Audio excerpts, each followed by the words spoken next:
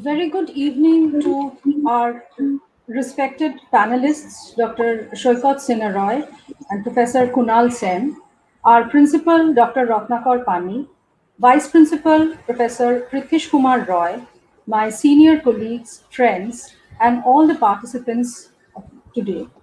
I, Shuparna Ganguly, Assistant Professor, Department of Economics, and convener of this webinar, on behalf of our esteemed institution, Prafulla Chandra College, in collaboration with the Internal Quality Assurance Cell, heartily welcome you all to this webinar titled Employment Scenario in the Developing World in the Post-COVID Era, with special reference to India.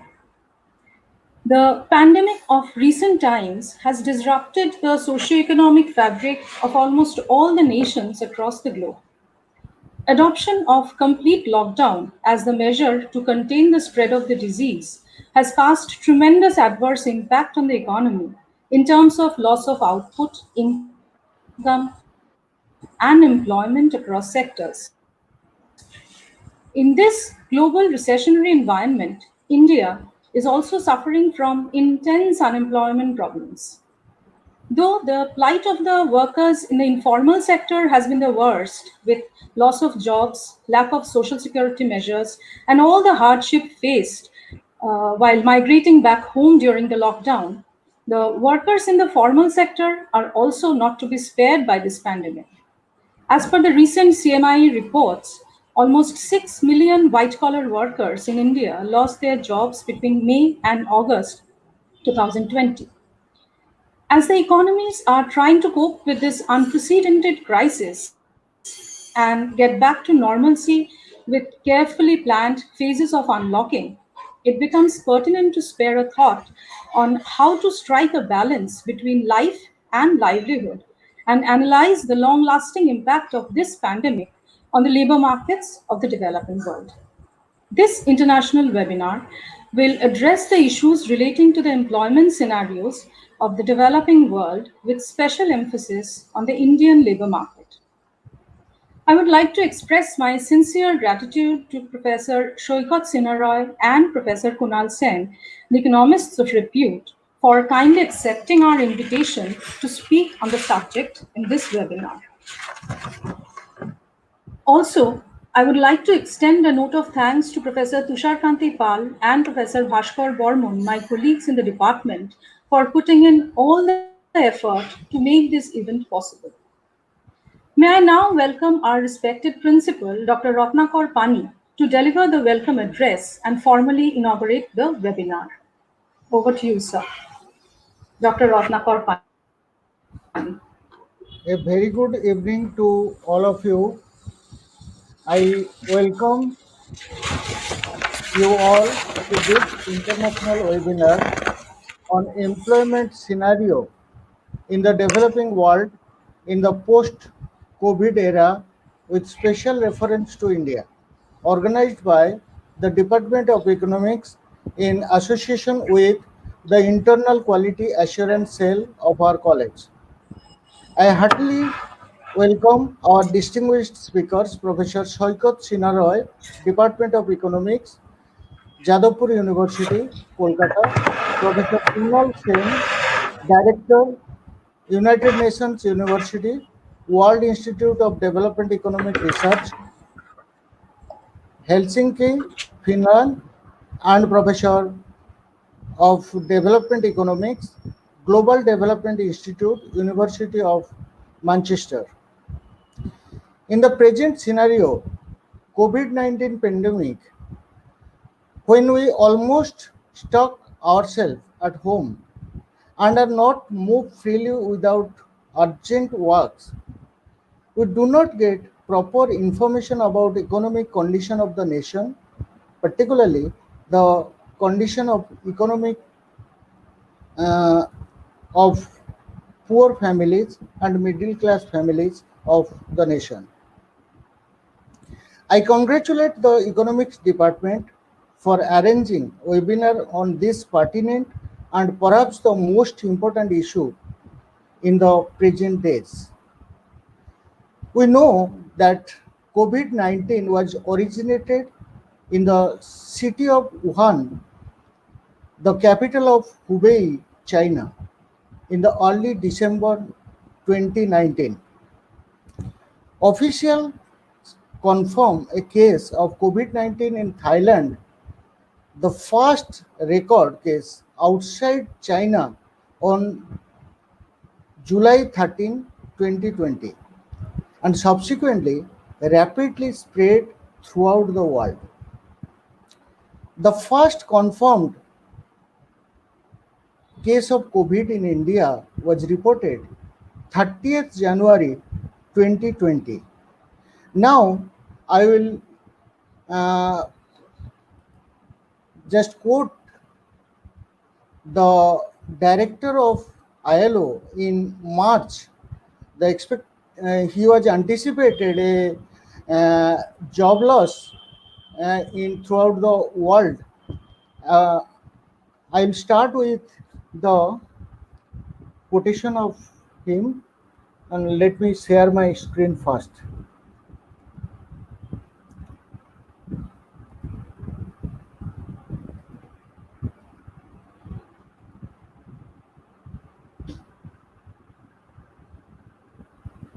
Is it visible? Yes, it's visible.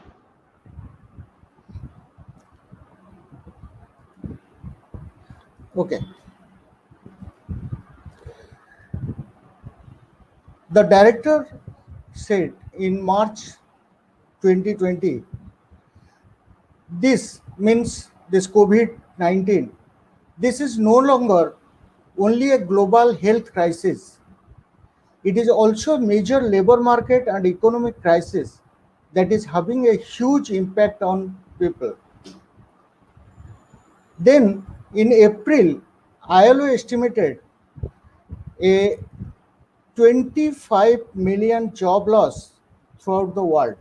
However, much interestingly, a report was published in the Economic Times on 7th April 2020, where it states, with the lockdown resulting in closure of transport services, all public and private offices, factories, and restricted mobilization, economists have stated that there is a job loss of 40 million alone in India, mostly in unorganized sector.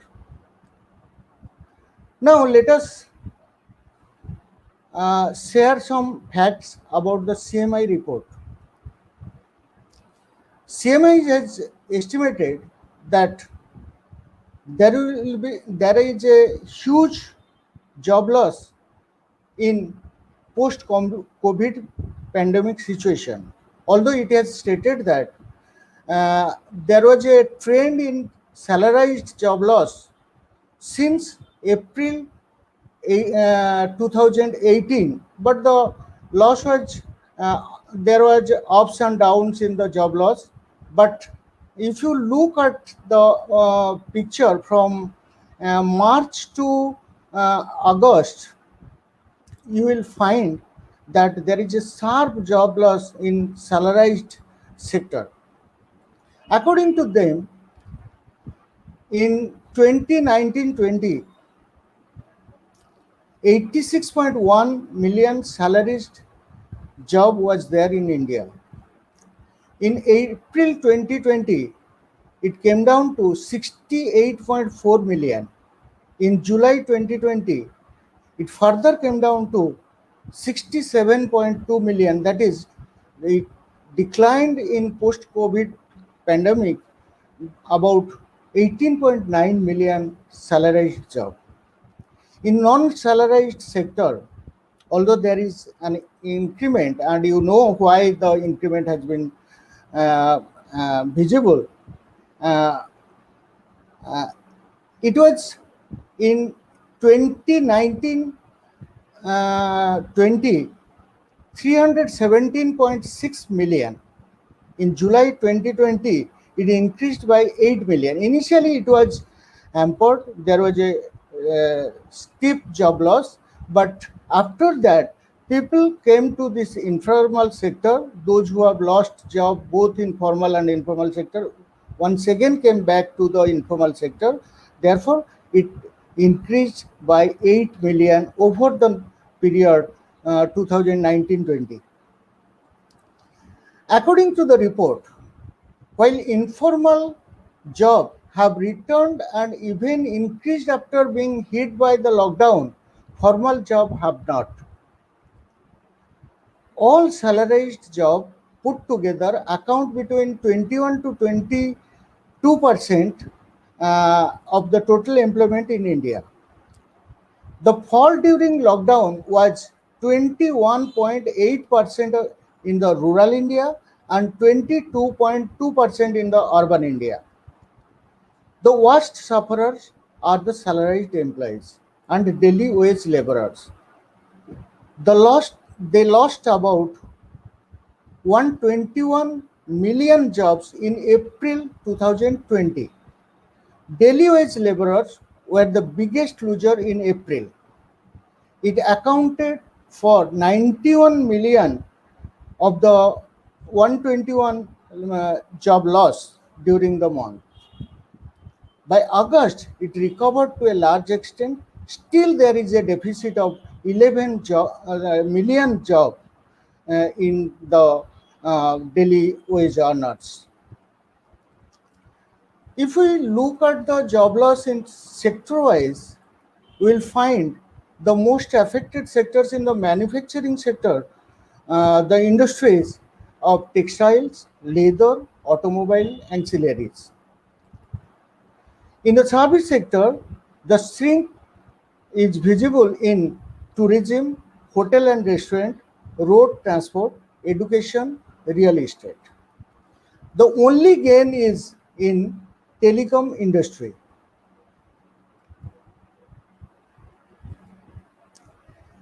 Share of employment in entrepreneurship account for 78 million in 2019 and 20, about 19% of the total employment. We much talk about the entrepreneurship development in India.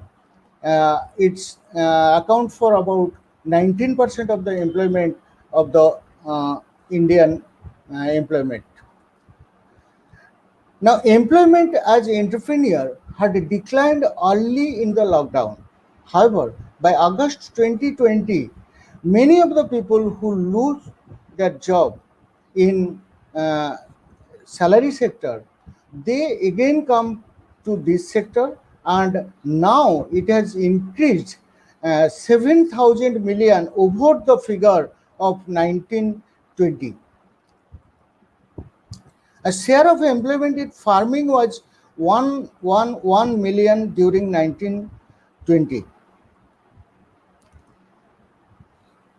Those who have lose their job in the formal sectors, both salaried and daily wage earners, they were bound to join this sector, farming sector. Therefore, the farming sector employment was increased by about 12.6%, that is 14 million. Now, if we look at the entire economic condition of the country, the quarterly capital expenditure aggregate report suggests that the post-pandemic period, the quarter had a very drastic fall from 3.9 trillion rupees to 0.67 only in June 20. Similarly, completed project against 1.72 trillion, it is only 0.24 and so on. If we look at the financial condition of the companies, the aggregate level suggests that there is a huge loss, although there was a loss since the quarter ended in September 19, but still, if we look the gap in June 20, the income fall decline, the expenses decline, net profit decline, everything were very hugely was stalled in India. Now, if we look at the government perspectives, revenue collection was also hampered during this lockdown. The government's non-debt receipt fell by 41.7% compared to their years ago level. Gross tax collection reduced by 29.5%. The two major direct taxes, income tax and corporation tax, suffered 29.1% and 39.2% drop respectively. GST declined by 34.5%, while customs duty collected shrunk by 54.1%. Only good news is for the government is that excise duty increased by 23.8%. This is because of the huge tax burden on petroleum products. Although international market price declined, but in India, due to tax rate, the price of petroleum product goes up, and that is why only increase in the tax revenue was in excise duty. Now, in non-tax revenue during April to July 20, there was a decline by 43.9%. The government has set an ambitious and record disinvestment target of 2.1 trillion rupees for 2021, but there is very little progress about this sector, this disinvestment. Now, what the report suggests, the Indian economy currently needs a big fiscal push to come out of the slump caused by COVID-19 induced lockdown. Private consumption and investment demand both have collapsed. The Indian economy of getting stuck into a low growth trap. A positive attitude of the government along with strong monetary stimulus is indispensable to push the economy to its original track. Now, there was a lot of initiative from both the central government as well as the state governments. I have just noted some of the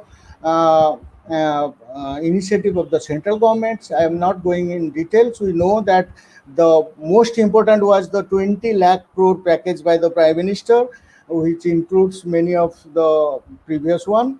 Okay, these were the facts, figures regarding the post-COVID economic condition of India. Now, we have very renowned panelists in our discussion. I think they will highlight detail on these areas that will be very enlightening one. Now, before I conclude my session, I will just raise three questions for the panelists. I think they will answer these questions in their discussion. First one is the government is in right direction? Second one is whether the policy and the financial incentives taken by the government is sufficient enough to push back the economy to its normal track. If not, then whether the overall financial support need to be increased, keeping in view the economic condition of India, or any specific sector requires more emphasis. I think these questions must be answered by our panelists. With these words, I conclude my session. I thank you all for joining this webinar. I heartily thank the eminent panelists for giving their valuable time in this discussion.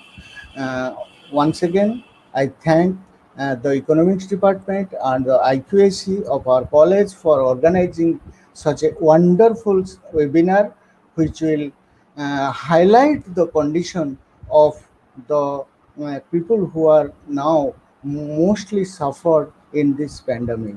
Thank you.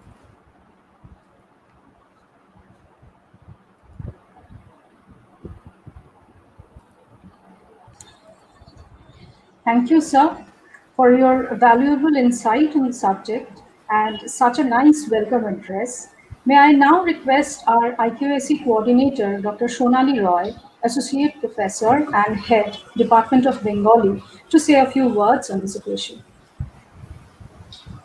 Dr. Shonali Roy. Thank you, Shuparna. Am I audible? Yes, ma'am, you're audible. Good evening, ladies and gentlemen. I, Shonali Rai, Coordinator of Internal Quality Assurance Cell, Prafulla Chandra College, would like to welcome you all to this international webinar organized by the Department of Economics. Webinar is a new concept to the academic community. It was almost unknown to us at the beginning of this lockdown. Gradually, we discovered its uniqueness. In this situation, it may be identified as a major way of learning as well as an important source to understand some particular issues.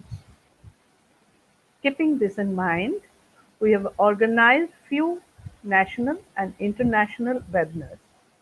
Today, we are going to present our fifth international webinar, which will throw some light on the employment scenario during this pandemic and post-pandemic period.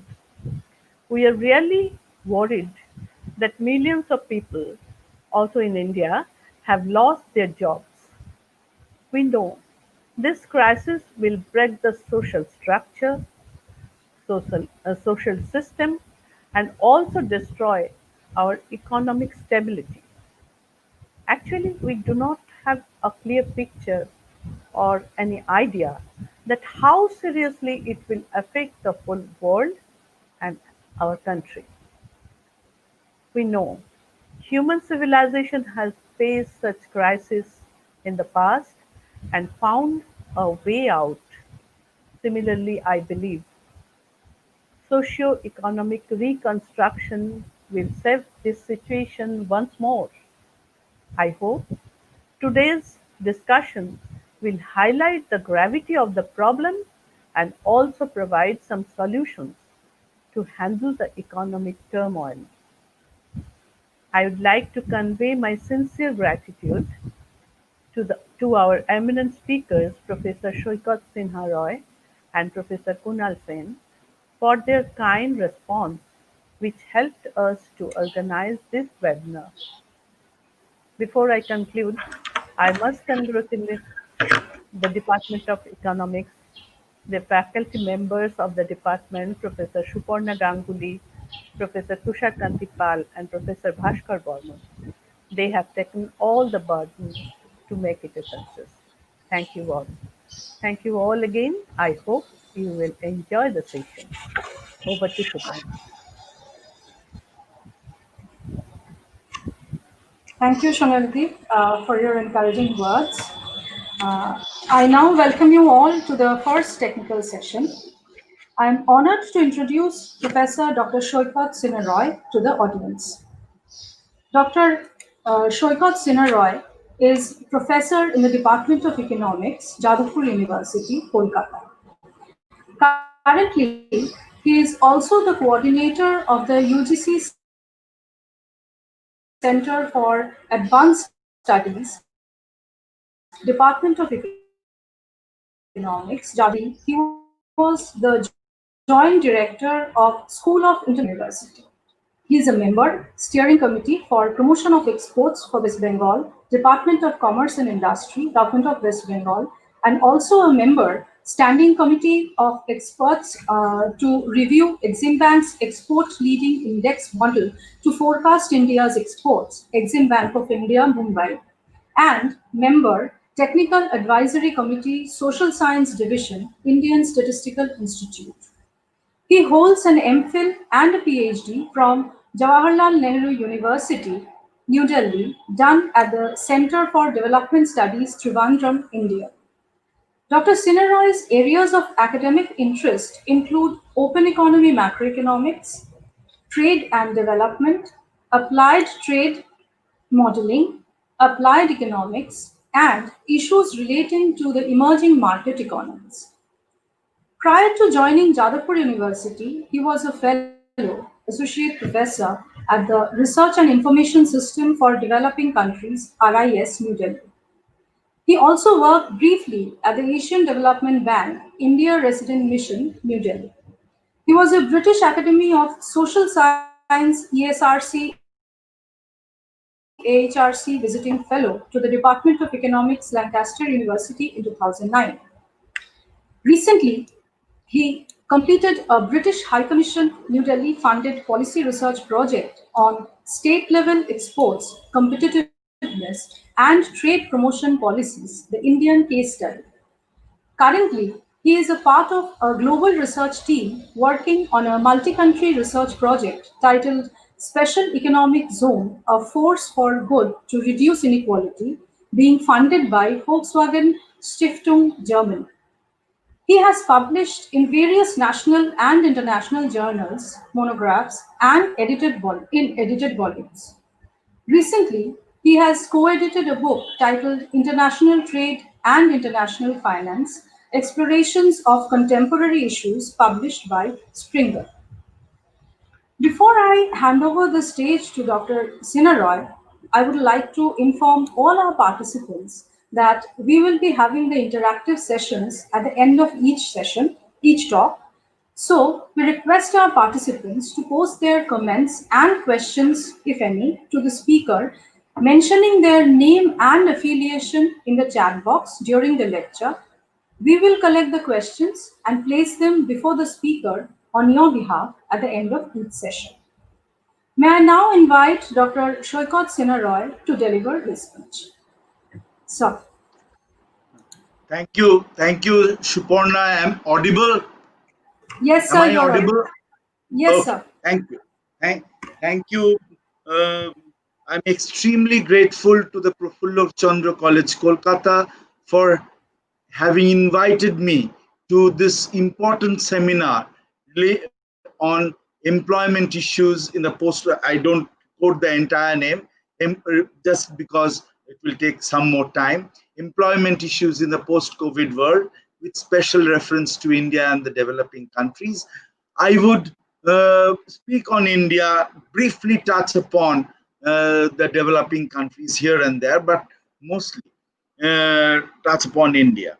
I'm really thankful to the Prafulla Chandra College, the Department of Economics, IQAC, and the IQAC of Prafulla Chandra College to invite me along with Kunal, my friend Professor Kunal Sen, and really honored for that.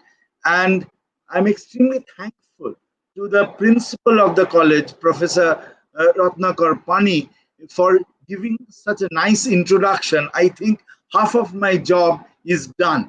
And he has raised very pertinent questions. So I will try to answer the questions that he has raised in my talk. Now let me shift to the presentation that I have, and we'll start from there.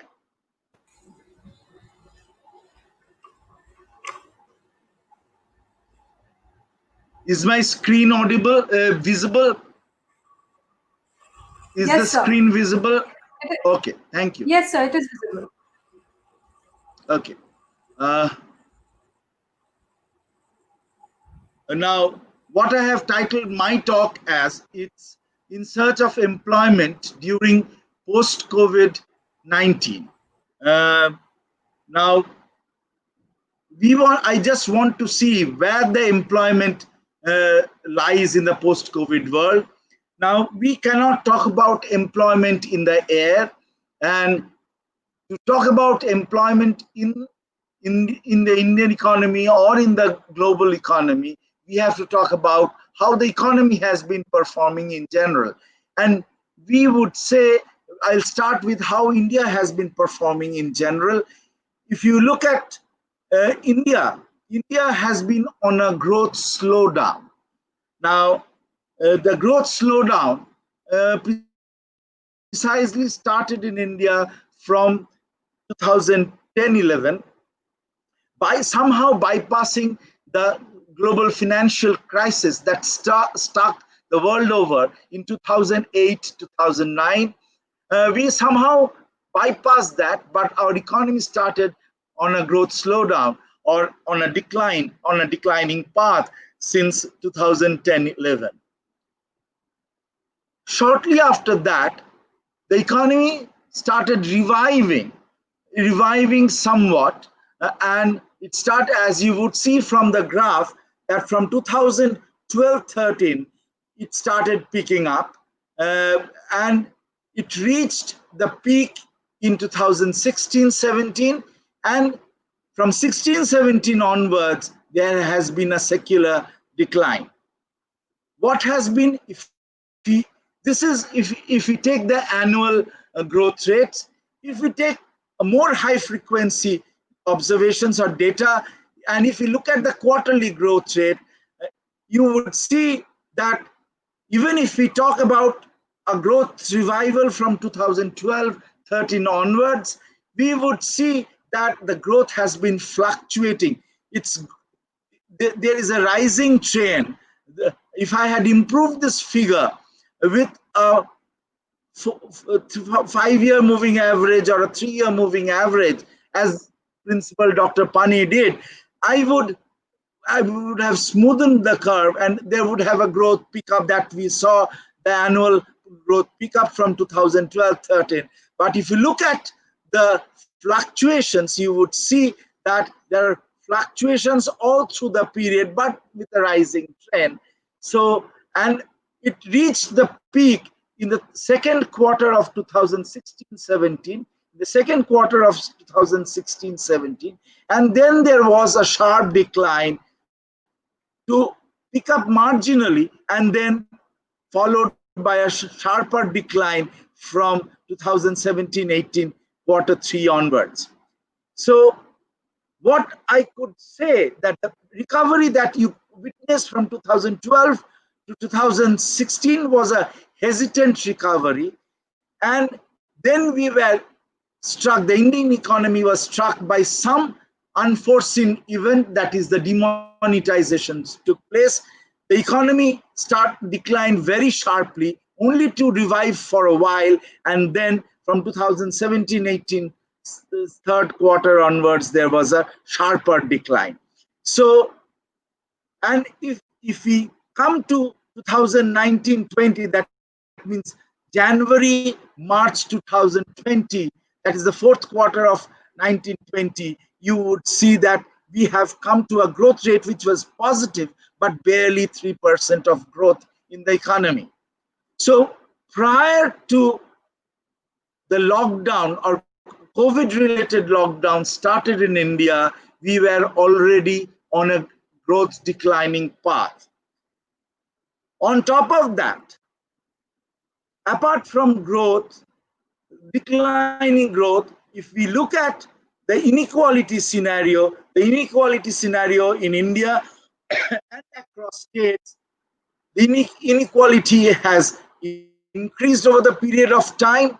And in that context, we would, laying this background that there was lower growth, high inequality in India, and in that context, we would like to look into the context of employment.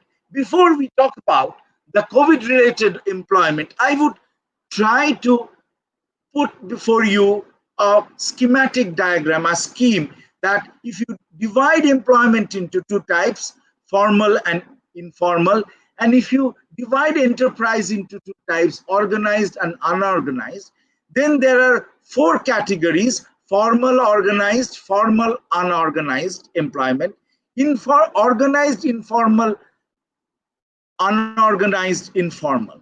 And there are 4 categories, and among the 4 categories, the most vulnerable category is the best category is the regular salaried work. That means people who are in formal employment with regular salary in the organized sector.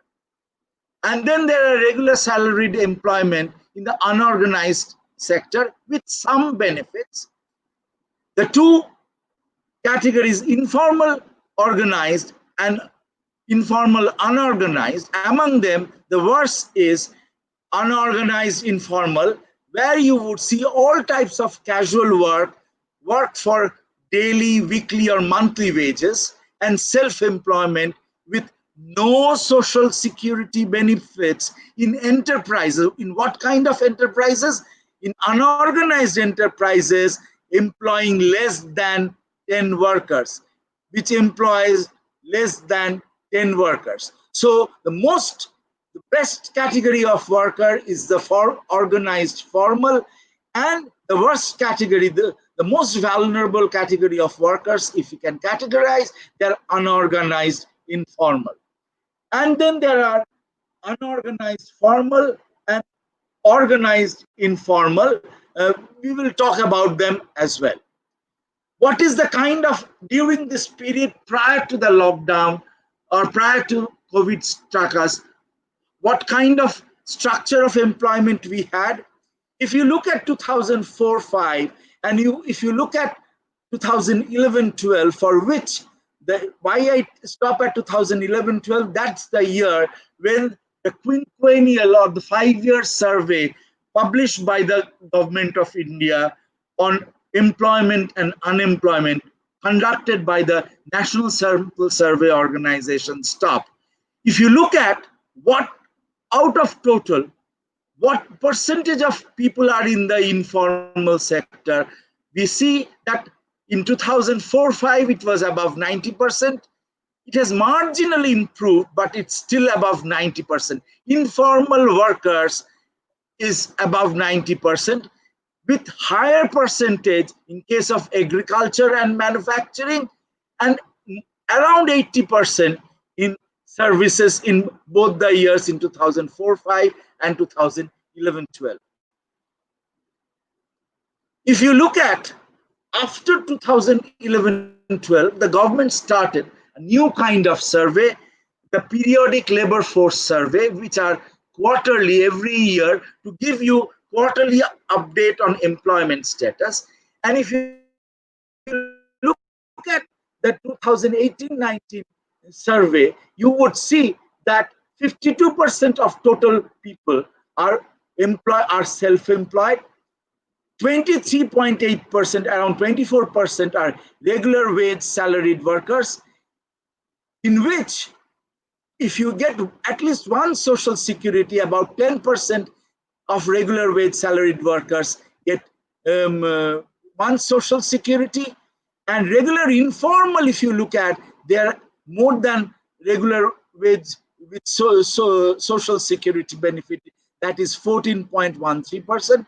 And then you have casual workers who are mostly contractual in nature, and they account for 24%.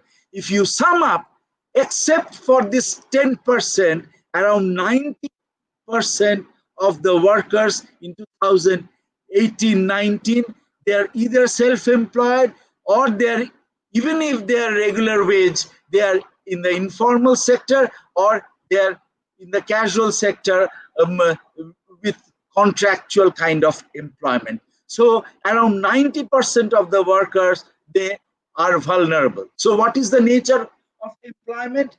Presence of informal workers across sectors. The share of informal employment is higher in agriculture and manufacturing than in services, which we have already said. Sectorally, about 80% of the workforce in the services sector is informal in 2011-12.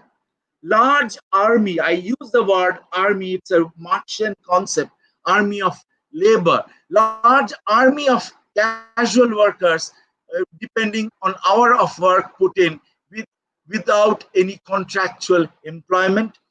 The Indian labor market is characterized by high level of informality, with large number of workers in poor paid low tier informal jobs and somewhat better upper tier informal jobs, which do not have the same benefits and security of tenure as formal jobs. In formal jobs, you have better security of your job tenure.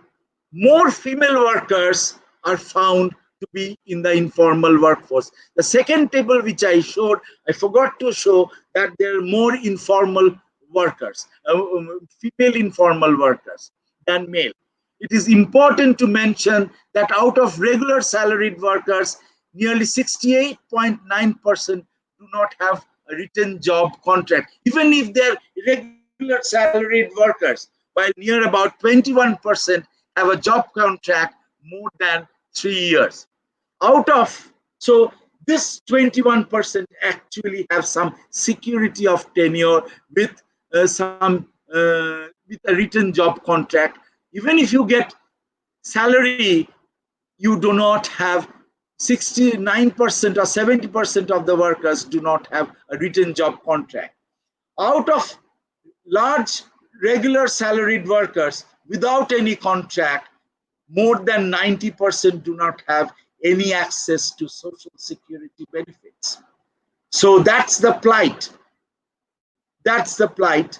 The lack of formal education and other barriers to entry in the formal sector are reasons for increase in informal workers in the organized services and manufacturing sector, especially after globalization.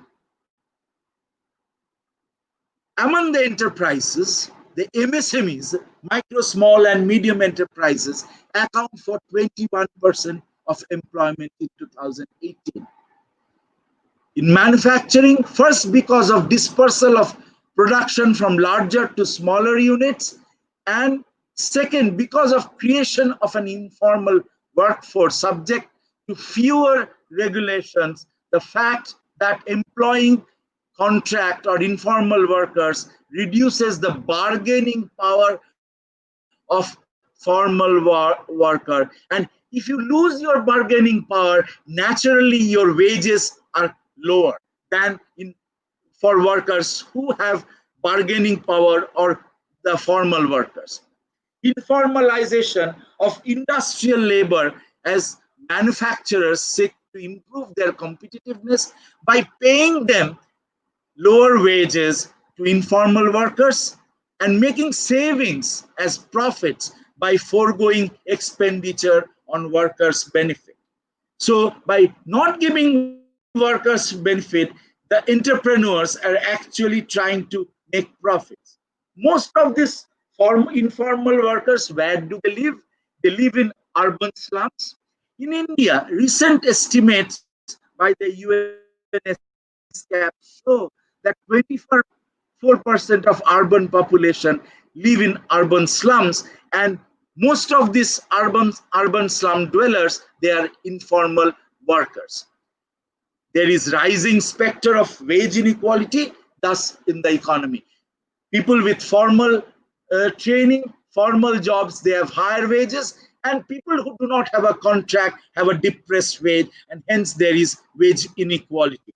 Further, there is lack of industrial mobility, occupational persistence, and job polarization. These evidences I draw from a paper or papers which Suparna is doing for her PhD. So these are the results which I thought are relevant. These workers, they necessarily do not have industrial mobility. They have occupational persistence over generations, and jobs are getting polarized at two ends of the spectrum and not necessarily in the middle skill jobs. Either they're high skill jobs or they're very low skill jobs with low wages. So recent results by Kunal Sen and others, Natarajan, Scott, and Sen 2020 further suggest that lower tier informal workers, whether in self-employment or in wage employment, have limited upward transition possibilities, and they are necessarily in the dead end of their work status. That means they are almost pushed to the wall. So in this context, that you have two classes of workers, there is declining job, declining growth in the economy, and in that place, the COVID-related lockdown started in India on 25th March 2020.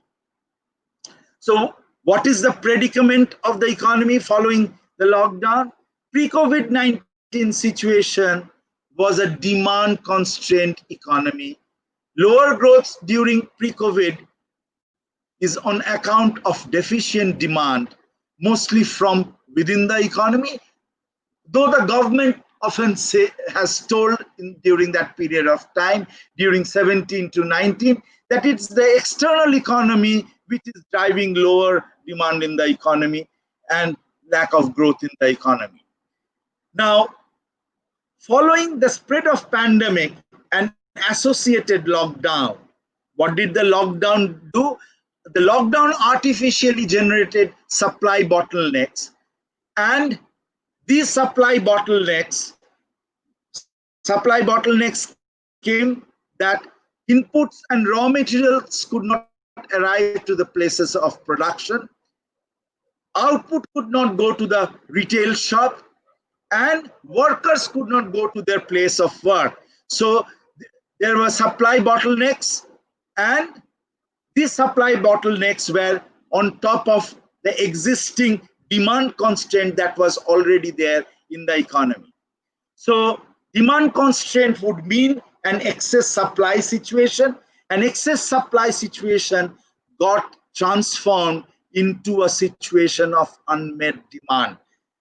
In this situation, output and employment are expected to decline further than in a typical demand constrained equilibrium in an economy, which we economists call them as Keynesian demand constraint equilibrium.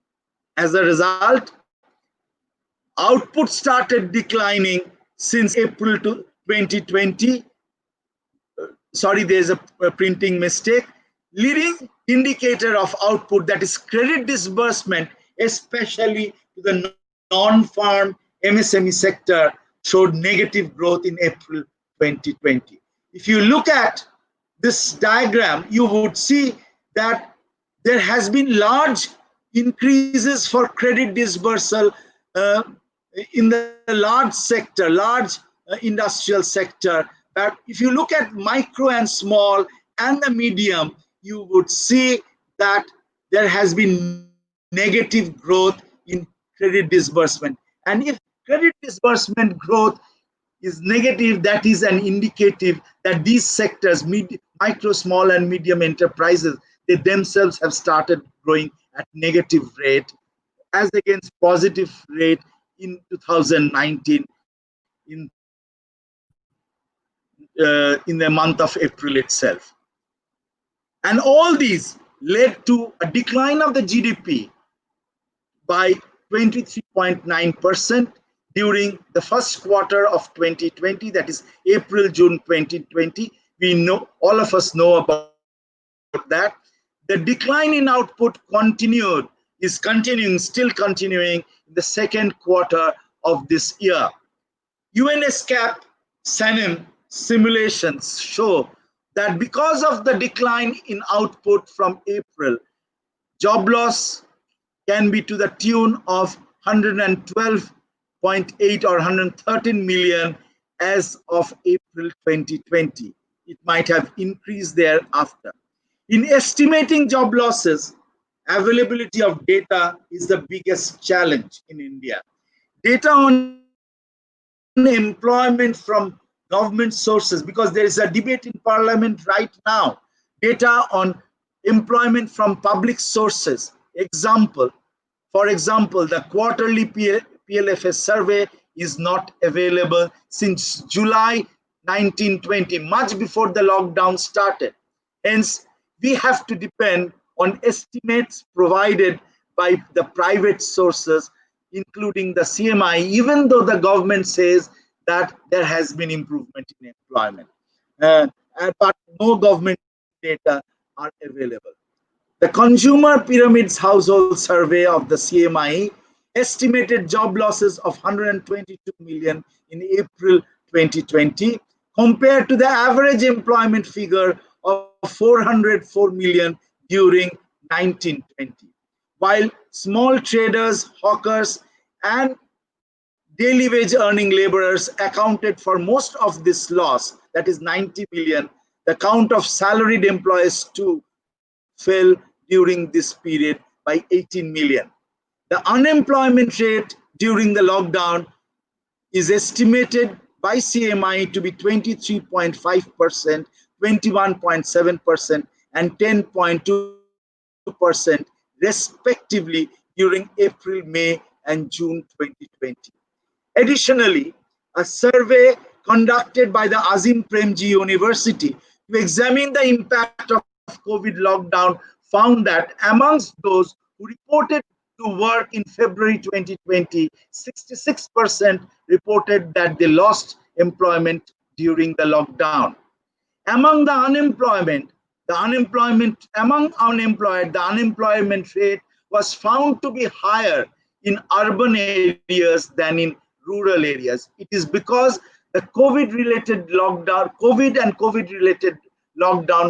actually affected the urban sector more to start with, and now it is gradually shifting to the COVID-related pandemic is gradually shifting to the hinterland, to the rural areas. This was evident during the lockdown period. As of September 7, 2020, the unemployment rate estimated by CMI stands at about 9% for urban areas, 6.6 for rural areas, and 7.3 is the all India rate of unemployment, much lower than what it was during April, May, and June.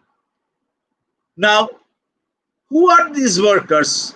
Sectorally, workers with white collar as well as blue collar workers employed are distributed across a few sectors in 2018-19. This is based on the PLFS survey. Only a few sectors account for more than 90% of total employment, and thus workers in medium to high risk sectors become more vulnerable. Let me explain this table a little bit. I have taken it from a study by Radhika Kapoor. Radhika shows that if you divide the economy into agriculture, mining, manufacturing, construction, and services sector, there are only two sectors in the economy which are low risk to output. That means pandemic time when output shrank to zero, production stopped. These two are electricity, gas, and water supply, which are mostly public services in India, and then public administration, health, and education, and defense, and all that. The other low to medium is agriculture. But most other sectors, that is manufacturing, trade, hotel, restaurants, construction, all other services have medium to high risk of output. And if you look at the classification of the table, in these high risk categories, you would find that the regular informal workers are relatively less compared to the informal workers or the casual workers. So it is casual employment, informal employment, which would be taking the toll if there is risk in output. Large informal employment, both in organized and unorganized sectors in the economy, is thus the root of the problem in such a situation. The nature of their employment arrangement makes the force vulnerable because you don't have a written job contract. There is a crisis of employment in the urban informal sector as millions of workers have lost their job due to periodic lockdowns, and it may or may not retrieve it soon. Even salaried jobs have taken a sustained hit in the current COVID-induced lockdown, as Principal Dr. Pani said, quoting from CMI, I also take the figures from CMI. Salaried jobs estimated at 86.1 million in 2019-20 fell to 68.4 million in April 2020 and further to 67.2 million in July 2020, or declined by 22% during the lockdown. And this decline was more in case of urban India, which is 22.2%, and little lower in case of rural India. Nonetheless, the vulnerability with low levels of earnings of, and in this, regular formal are very less. So it's mostly regular informal who will take the brunt. The vulnerability increase with low levels of earnings of informal workers, which give them little or no financial cushion to cope with the lockdown and unemployment. Data from PLFS shows that 42% of regular wage salaried workers earn below rupees 375 a day, an amount recommended as a national minimum wage by an expert committee appointed by the government of India. So around 42% people earn less than the minimum wage that is prescribed by the government of India. On the other hand, the share of regular wage salaried workers who earn rupees 15,000 and above a month was 37.5%. So you have two classes of people, one who earn more than 15,000 rupees and the other who earn less than the statutory minimum.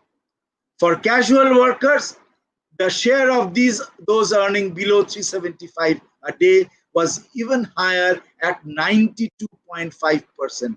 Their financial vulnerability is exacerbated by the fact that they are unlikely to get work on every month, every day of the month, and therefore not likely to earn a bare minimum amount for the month.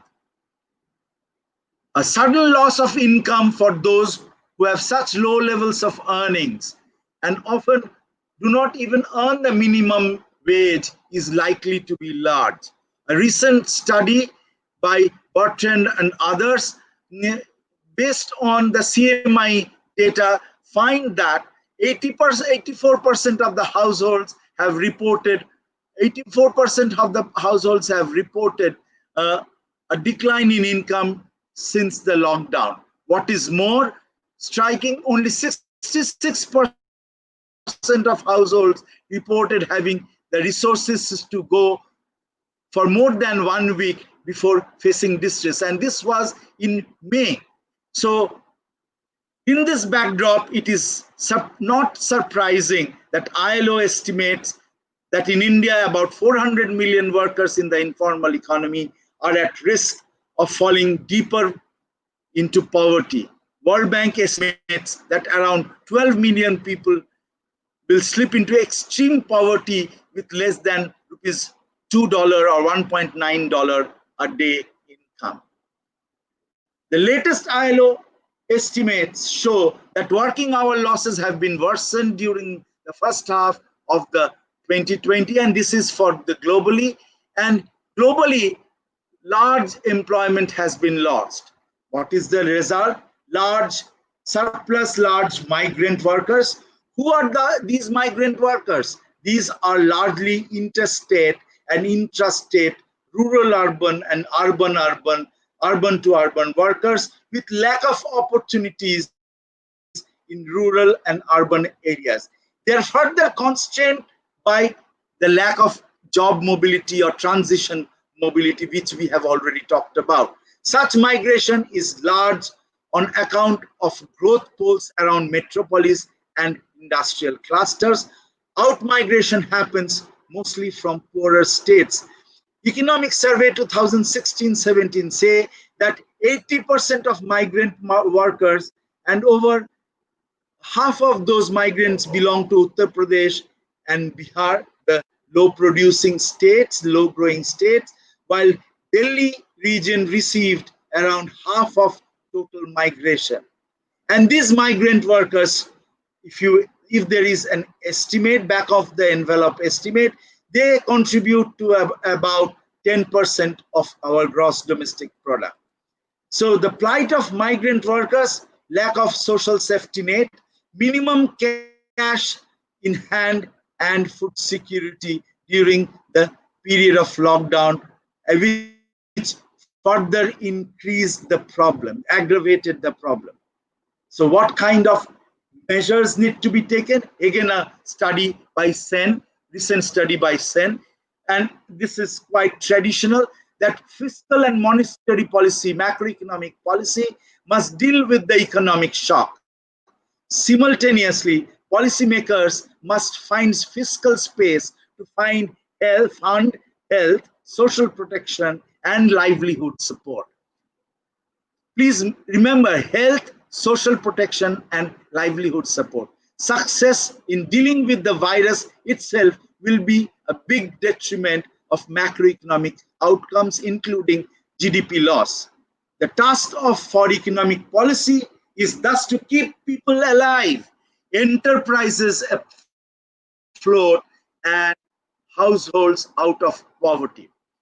Traditionally, often we talk about the demand management policies and public expenditure and reduction in transaction costs, especially in the healthcare sector, as Kerala has done, and to reduce uncertainty in income flows, not only out of lowering of income, but the propensity to consume could also fall, decline in the short run. People trying to save for uncertain future from whatever little income is generated. So the policy needs to address the expected fall in propensity to consume. So what the policy should do?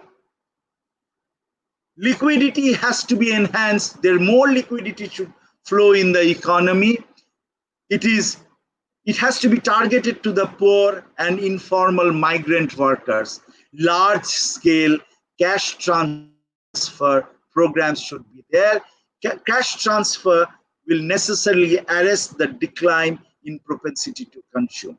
Apart from these fiscal measures, this has to be necessarily in the short run. Can be monetary policy. Monetary policy can be conventional and unconventional.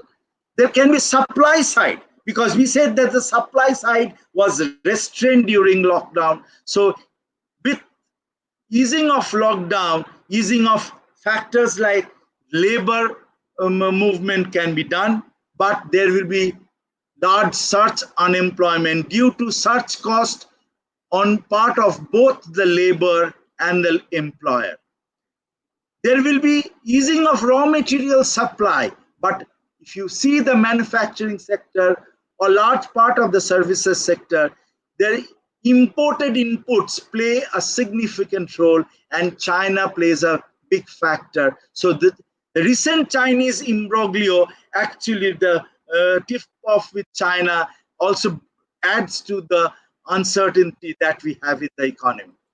And then consumer and business confidence will be at low, so more disruptions with spread of disease and unlockdown and related uncertainty can actually lower consumer and business confidence. So that also needs to be boosted up. What did the government do? And now let me address what the principal sir has requested me to do.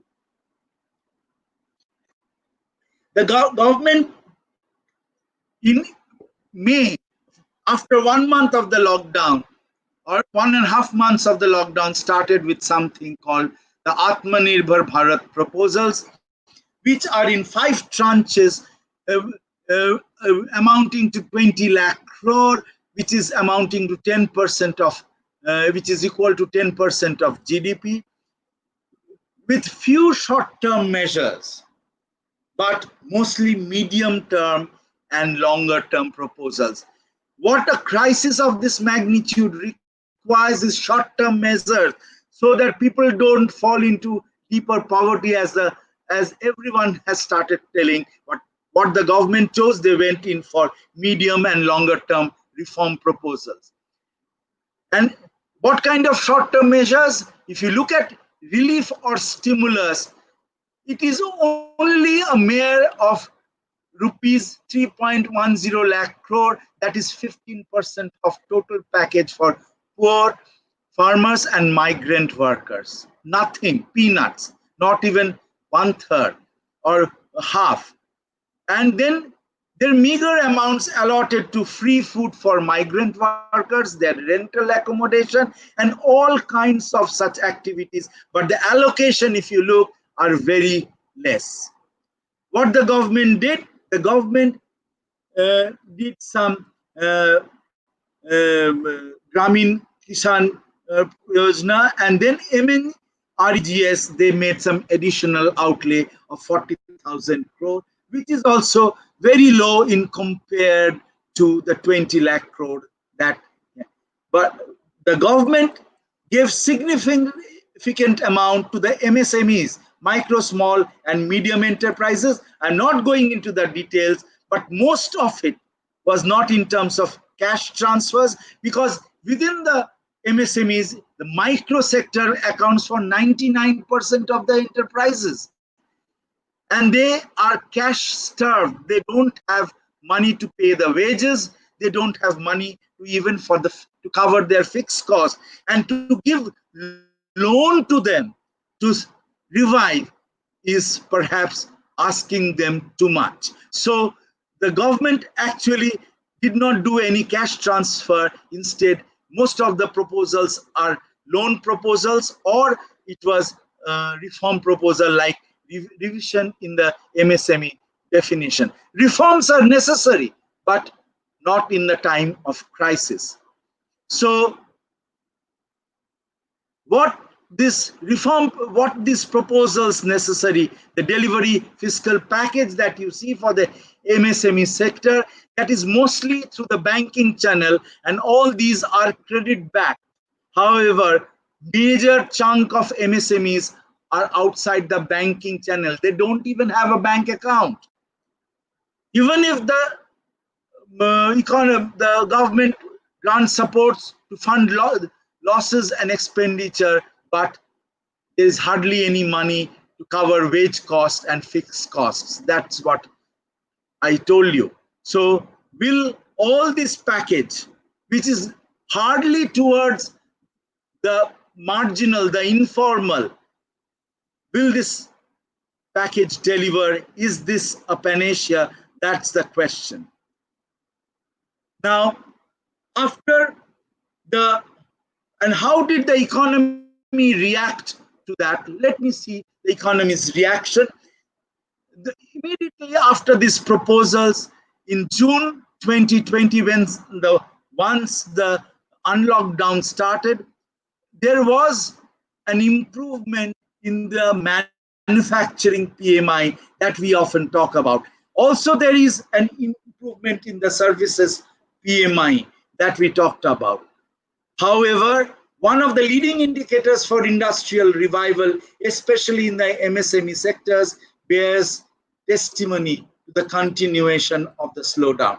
And if you look at the credit disbursal again in June and further in July, the July figures are also out now, you would see that the decline is larger of credit disbursal is larger in June and July for both micro, small, and medium enterprises as compared to that in the April. So there has been lower indications of lower growth and deeper and further lower growth, that the negatives would be larger.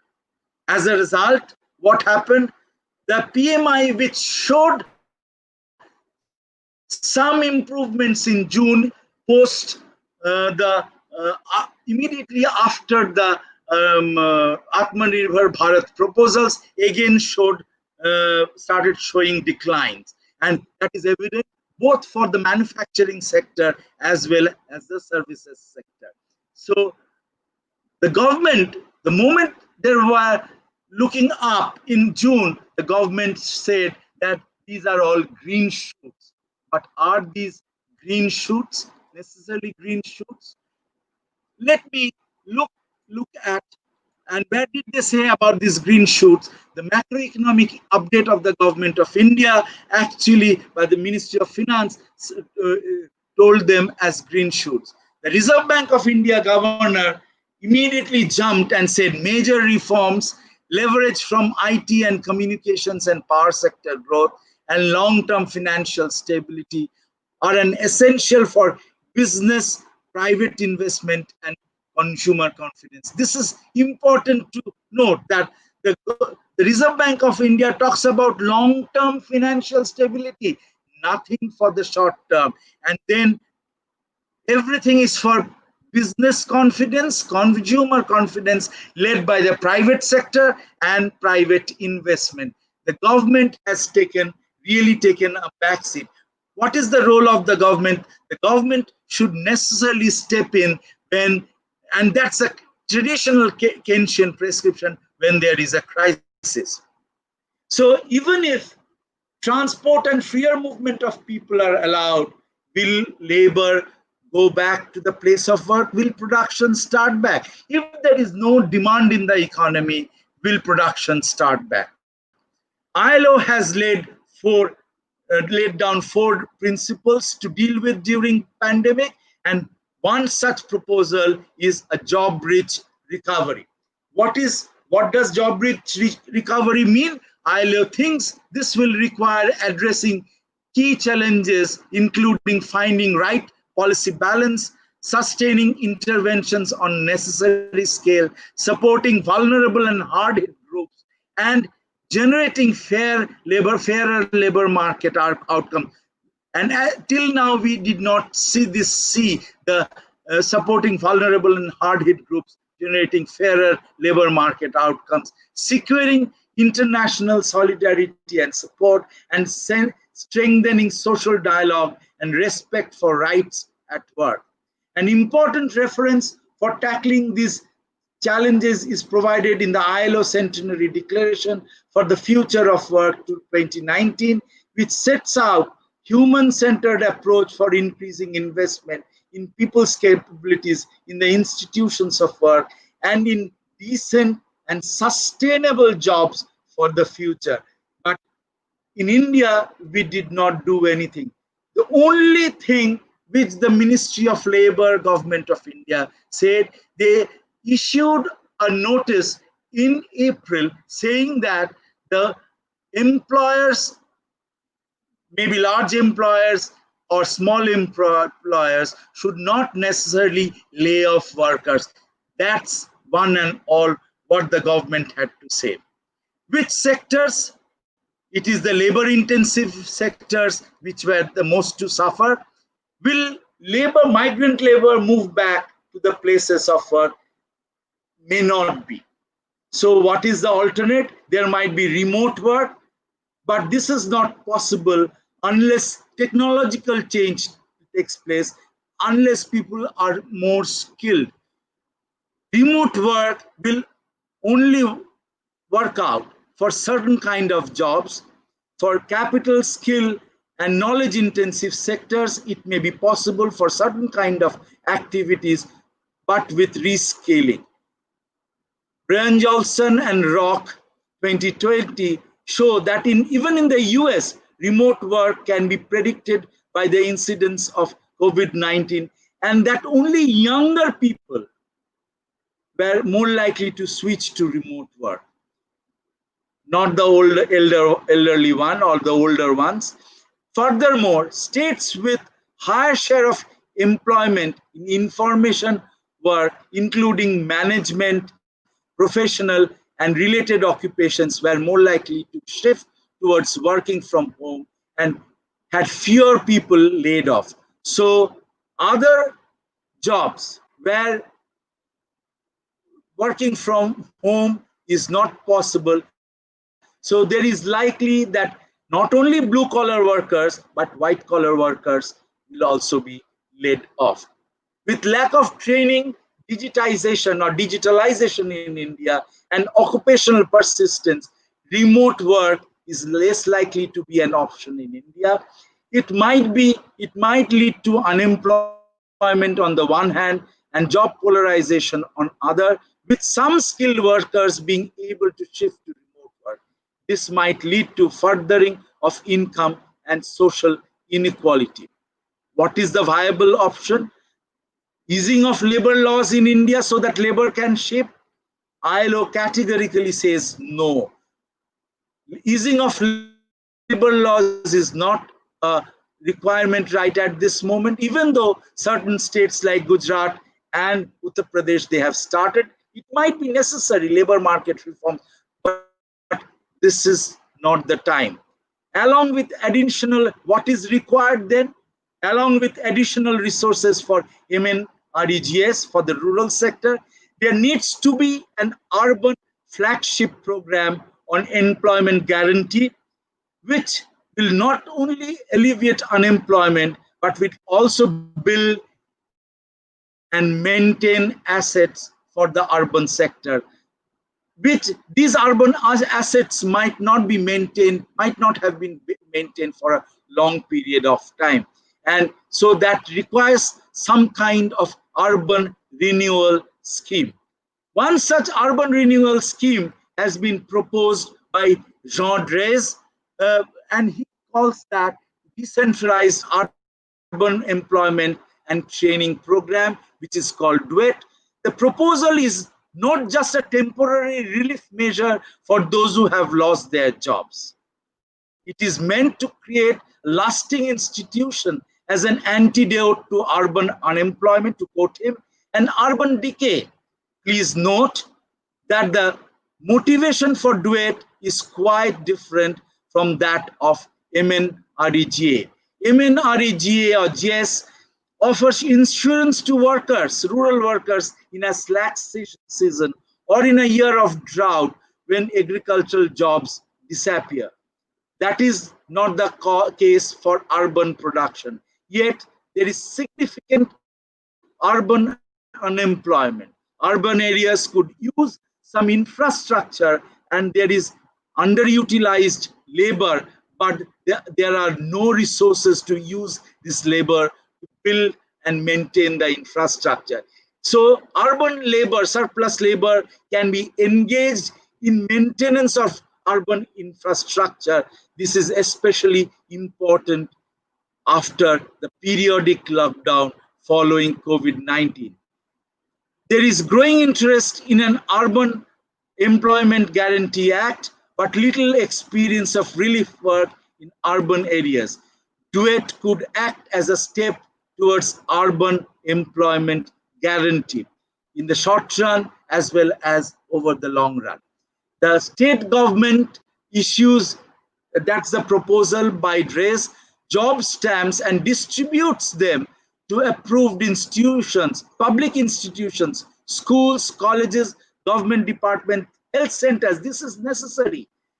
Municipalities, neighborhood association, urban local bodies, etc. Initially, the approved institution will be the public institutions, where all the money should flow in and jobs will be created. Each job stamp can be converted into 1 day person of work within a specified period, with the approved institution arranging the work and government paying the wages, the statutory minimum wages, which most informal workers do not get, directly to the worker's account, bank account, on presentation of job stamps with a due form certificate from the employer. So what we have lost, we can regain by redoing certain kinds of urban jobs and temporarily supporting more rural jobs so that we can come out of, or the economy can revive out of this slump following the lockdown. Thank you. Thank you very much.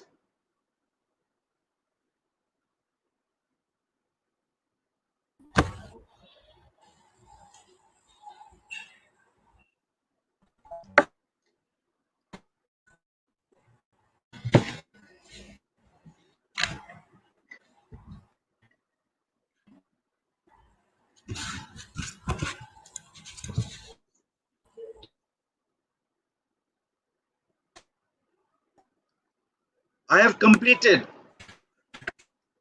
Hello.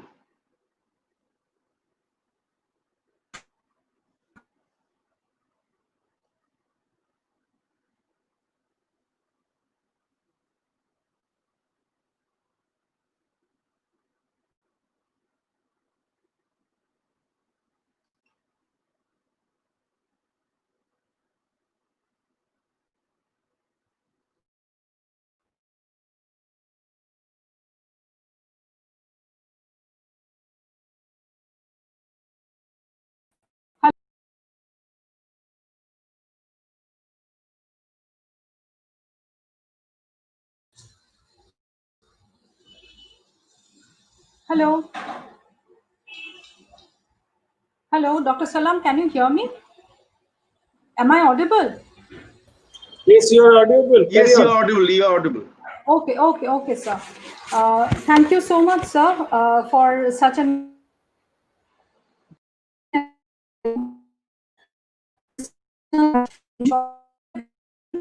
for the interactive session. We've collected the questions from the audience, and I invite Dr. Piali Seth, Assistant Professor, Department of Political Science, to conduct the question answer session. Over to you, Piali.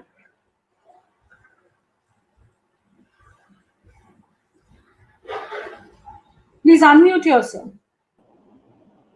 Yes. Yes. Yes. Thank you, Shupannadi. Good evening, sir, and thank you again for sharing your very delightful and very enriching lecture on some very alarming issues of the present scenario. So, we have many questions from our viewers. I would just be able to pose some of the very important ones. So, let me just begin.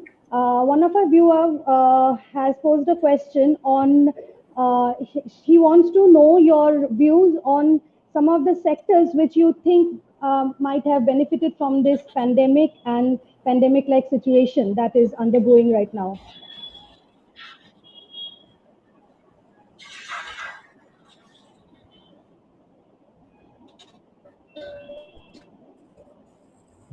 Sir, you are, sir, I request you to please unmute yourself. Am I audible? Yes, sir. Thank you, sir. Okay. Uh, uh, in the pandemic-like Yes. situation, only certain sectors will actually benefit. The first sector, to me, that will benefit is the health sector, because we need more health workers. We have seen the distress in the health sector. When the health-related crisis struck us, we did not only we did not have the required infrastructure, we did not have the required manpower to deal with the crisis. So we require trained personnel to deal with the crisis. Even they can be given on the job training. Then there is a requirement for the community transport and communication sector. The communication sector, especially the IT and IT enabled services, that requires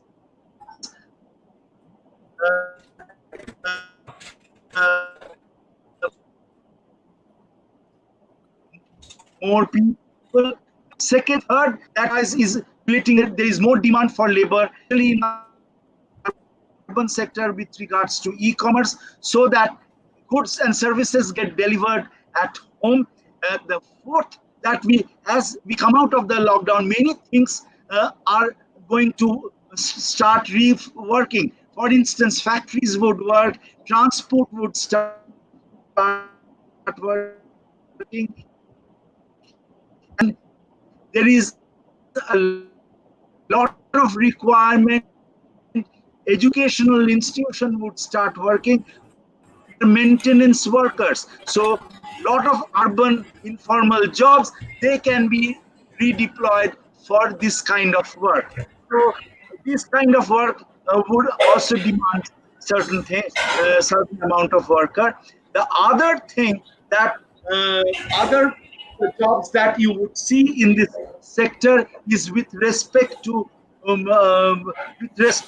educational institutions, the new kind of jobs that you would see, new kind of jobs who are skilled personnel that is being required. So this is what we require in this sector. Okay. So I think this also answers the second half of the question, which you wanted to know on how these sectors would benefit the unemployed sector as well. So if you want to add something to it. That's what I am saying, that the mostly the blue collar workers who were the first to be rendered unemployed, they have now gone to the agriculture sector to work because of good monsoon and additional outlay from MNNREGS in the rural sector to work. But they can also come back to work in the urban sector for maintenance of certain kinds of infrastructure. And these people who were mostly factory workers or in informal work with related to services, they can come back for work to these areas actually. Okay. Okay. So the Thank you, sir. unemployed people and people who would do remote work, because there is a talk of remote work, that is the talk of the day, that remote work will mostly go to the youth, because the youth also have been rendered unemployed. So the youth will get the remote work, but not the elderly or the older people. So the youth unemployed can mostly shift to remote work, because they have the flexibility, the mental ability to shift to remote work, and they can they have the ability to cope up with the new environment. But what is more important, people who do not have the skills, who have lesser flexibility to move into jobs, can go for urban work, which follows necessarily from the kind of thing which Jean Drèze has said, that there can be people who can move to urban maintenance work and take up jobs there. So such unemployed people can find employment there. Okay, thank you, sir. So, in the same context, there is another question which is on the job scenario for women in this probably post-pandemic situation, as well as the present situation, especially in the unorganized sector, especially in the context of women. Yes. See, the women were the worst affected.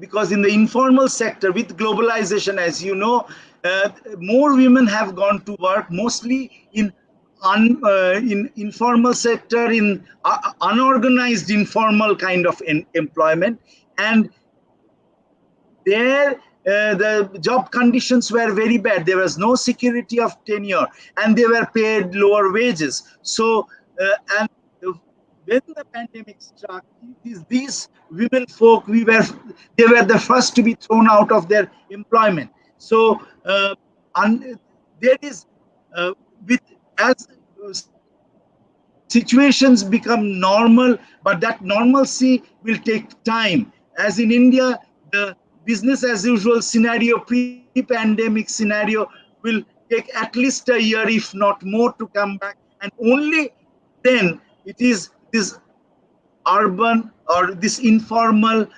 unorganized women, they will be taken back to work. I don't think immediately there is any hope for the women to go back to work, because that's the kind of thing, uh, that's how the situation has emerged. Okay, sir. Sir, the next one is regarding Unless your views on. Yes, one more thing yes, sir. one more thing, unless women are able to shift to remote work, sitting at home, working on their computer, and do certain kinds of specialized jobs, only that kind of jobs will attract more women to work and take work from home. Okay, sir. So the next one is this one is with regard to reverse migration. reverse migration, which has become a reality during the pandemic. And with in this context, what do you think is the role of the state government if it wants to face this challenge while turning it into an opportunity under the new normal situation? How will the state government change this challenge into an opportunity? Who will migrate, Reverse migration. who are Yes. moved back to their respective home states. The state government, it's a duty of the state government through some work program, and that's why the work program which Trace has proposed, that's very important that people, some urban work program, employment guarantee program is started, especially in the urban sector, so that more and more workers who have migrated back to their home state, they can be put to work. Actually, that's the only, unless there is some expenditure from the central government, of course, and then by the state governments towards urban rejuvenation. These workers who have migrated back, their plight will be quite bad. They have to be taken back to work in this Okay. way. Okay, sir. So this brings me to the next question, which is with regard to the recent monetary policies adopted by the government of India. So, what do you think that how far can this boost up the employment scenario in India with regard to the recent See, monetary monetary policies? policy, that the government has, or the Reserve Bank of India has done by changing the repo rate and the reverse repo rate and lowering the rate of interest, that actually will reduce the rate of interest that is prevailing in the economy. That's a traditional argument. It will boost private investment, and that can boost demand in the economy, in private investment led demand, and that can actually increase credit flow into the private sector, and that can rejuvenate or revive production and growth. But that has limited applicability, because where will these units, if you look at the reality in India today, there are surveys all over the country, formal, informal, by state governments, and you would see, despite lowering the rate of interest, the MSMEs which are at the receiving end, they have not gone for taking loans from the government or from the banks.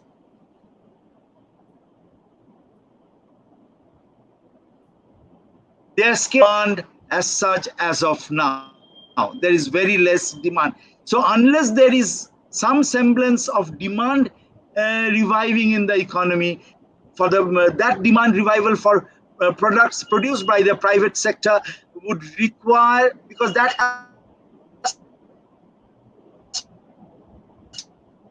to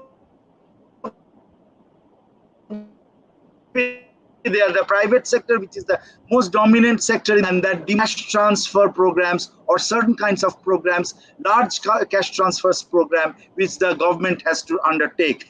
And maybe it's a relief work or certain kinds of urban rejuvenation program, rural MNREGA. Unless there is demand revival, this private sector units on which the bank loans are basically depending on, or are geared to, they will not revive back. So monetary policy will have limited applicability in this case. I think a more viable thing is a large fiscal policy, or you can talk about a fiscal monetary mix.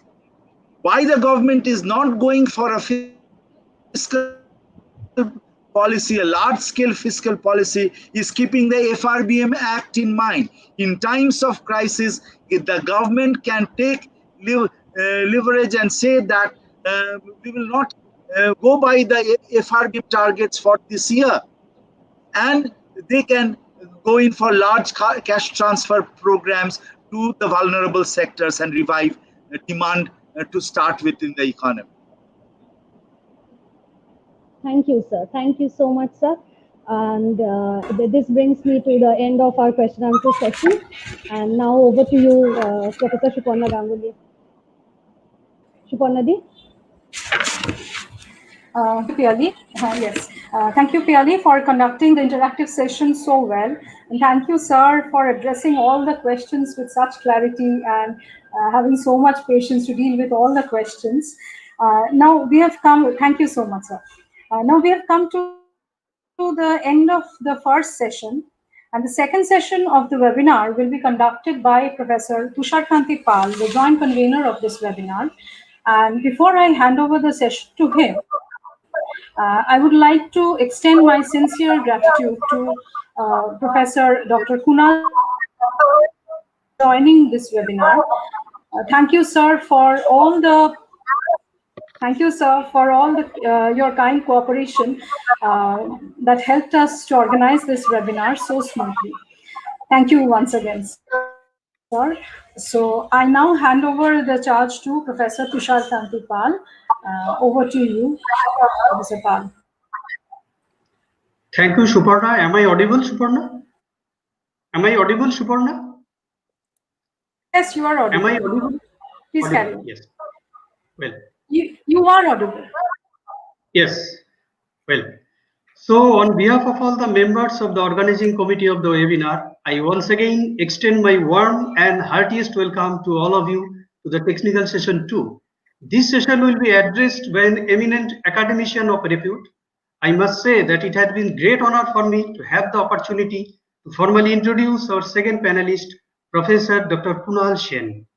Dr. Kunal Sen is the director of WNU Wider and the professor of development economics in Global Development Institute at the University of Manchester. Previously, he has been the joint research director for the Effective States and Inclusive Development Research Center. In addition, Professor Sen has substantial experience serving in advisory roles with national governments and bilateral and multilateral development agencies, including the UK's Department for International Development, Asian Development Bank, and International Development Research Center. He has worked extensively in South Asia, Sub-Saharan Africa, and Southeast Asia. Professor Sen holds a PhD degree in economics from Rutgers, the State University of New Jersey. He has published extensively in peer-reviewed journals and is the co-editor of Deals and Development, The Political Dynamics of Growth episode, co-author of Political Economy of India's Growth episode, and Out of the Shadows, the Informal Sector in Post-Reform India, the author of Trade Policy, Inequality and Performance in Indian Manufacturing. He has been awarded the Sanjay Lal Memorial Prize and the Dudley Shears Memorial Prize for the excellence of his research. Professor Kunal Sen has over 3 decades of experience in academic and applied development economic research. His research is in the interface of international development and political economy. His principal areas of research have been on international finance, inclusive growth, political economy, poverty, and social exclusion in developing countries.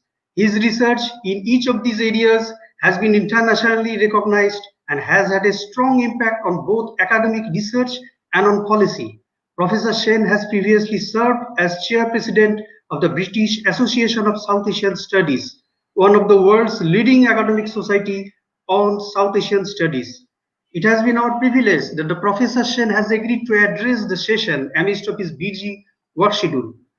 Before handing over the platform to Professor Sen, there is a humble request to my fellow participants to drop their respective questions to the speaker in the chat box if they have any. We'll take all the questions after the presentation. Now I welcome Professor Kunal Sen to enlighten us with his deliberation. Over to you, sir. Thank you, Dr. Pal. Thank you for the kind introduction. And it's very nice for me to be actually presenting in this international webinar hosted by Prafulla Chandra College. I'm sorry I could not be there in person. I hope that at some point I can be, but I'm very excited to make this presentation to you. So I hope you can see my screen, and I'm going to pull up my presentation now. So just give me a minute.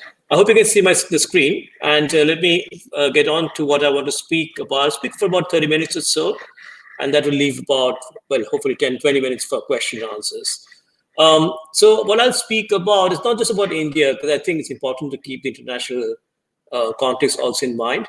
So I will speak about COVID-19 and employment in the global south, and then I will get to specific issues around India towards the end. So the presentation is roughly in this following sections. I'll just very quickly talk about public health implications of COVID-19, which I think everybody knows quite well about this particular question, I think. And then I'll talk about what do we know about COVID's effects that we have at this point. And then I will specifically talk about COVID-19 and employment, which is the focus of my talk. And then I will also move on to the policy responses, which I also understand was addressed by the previous speaker. Propose my framework that I have called the HESS framework. And I'm going to apply the HESS framework to India, and then I'm going to conclude briefly. Okay, just very quickly on public health implications. One thing to keep in mind that we have very good modeling work that has been done by Imperial College in the UK that looks at essentially what we might expect to see in developed countries, given age mortality rates, infection rates, and so on. This is just a scenario building, but it gives us some sense of what might happen, because we don't have yet very accurate data in many countries, especially from Africa. So in this particular graph that I've taken from the Imperial College COVID-19 response team, you have essentially 4 indicators of the implications of COVID-19 on public health: infections, hospitalization, critical care, and deaths. And what's important here to keep in mind is that, as you can see so these are the scenarios they have essentially tried to build. One is that we don't do anything at all, no public health strategies whatsoever. And then you might have some mitigation, which would be partial lockdowns, some public information campaigns, and so on.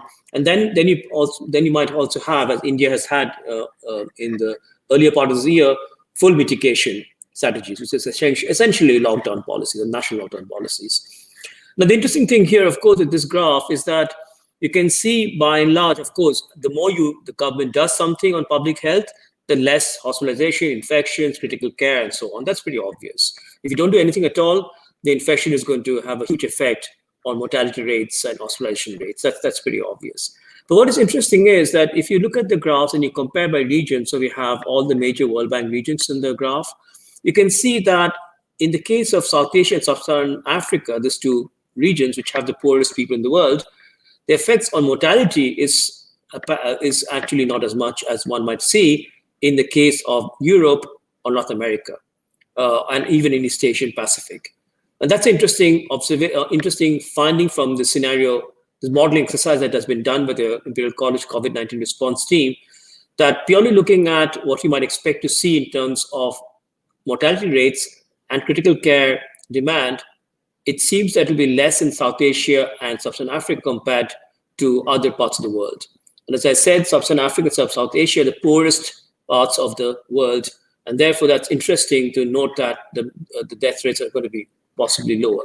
Of course, we don't know that yet. And we already seen in India, we have seen high mortality slowly increasing over time. So it's too early to know exactly whether the scenario is going to hold true or not in the next year or so.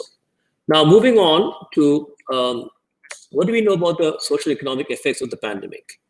So again, we don't really know very much. So we have this macro guesstimates. So the IMF, the World Economic Outlook, June 2020, which has significantly revised their forecast compared to the April 2020 World Economic Outlook.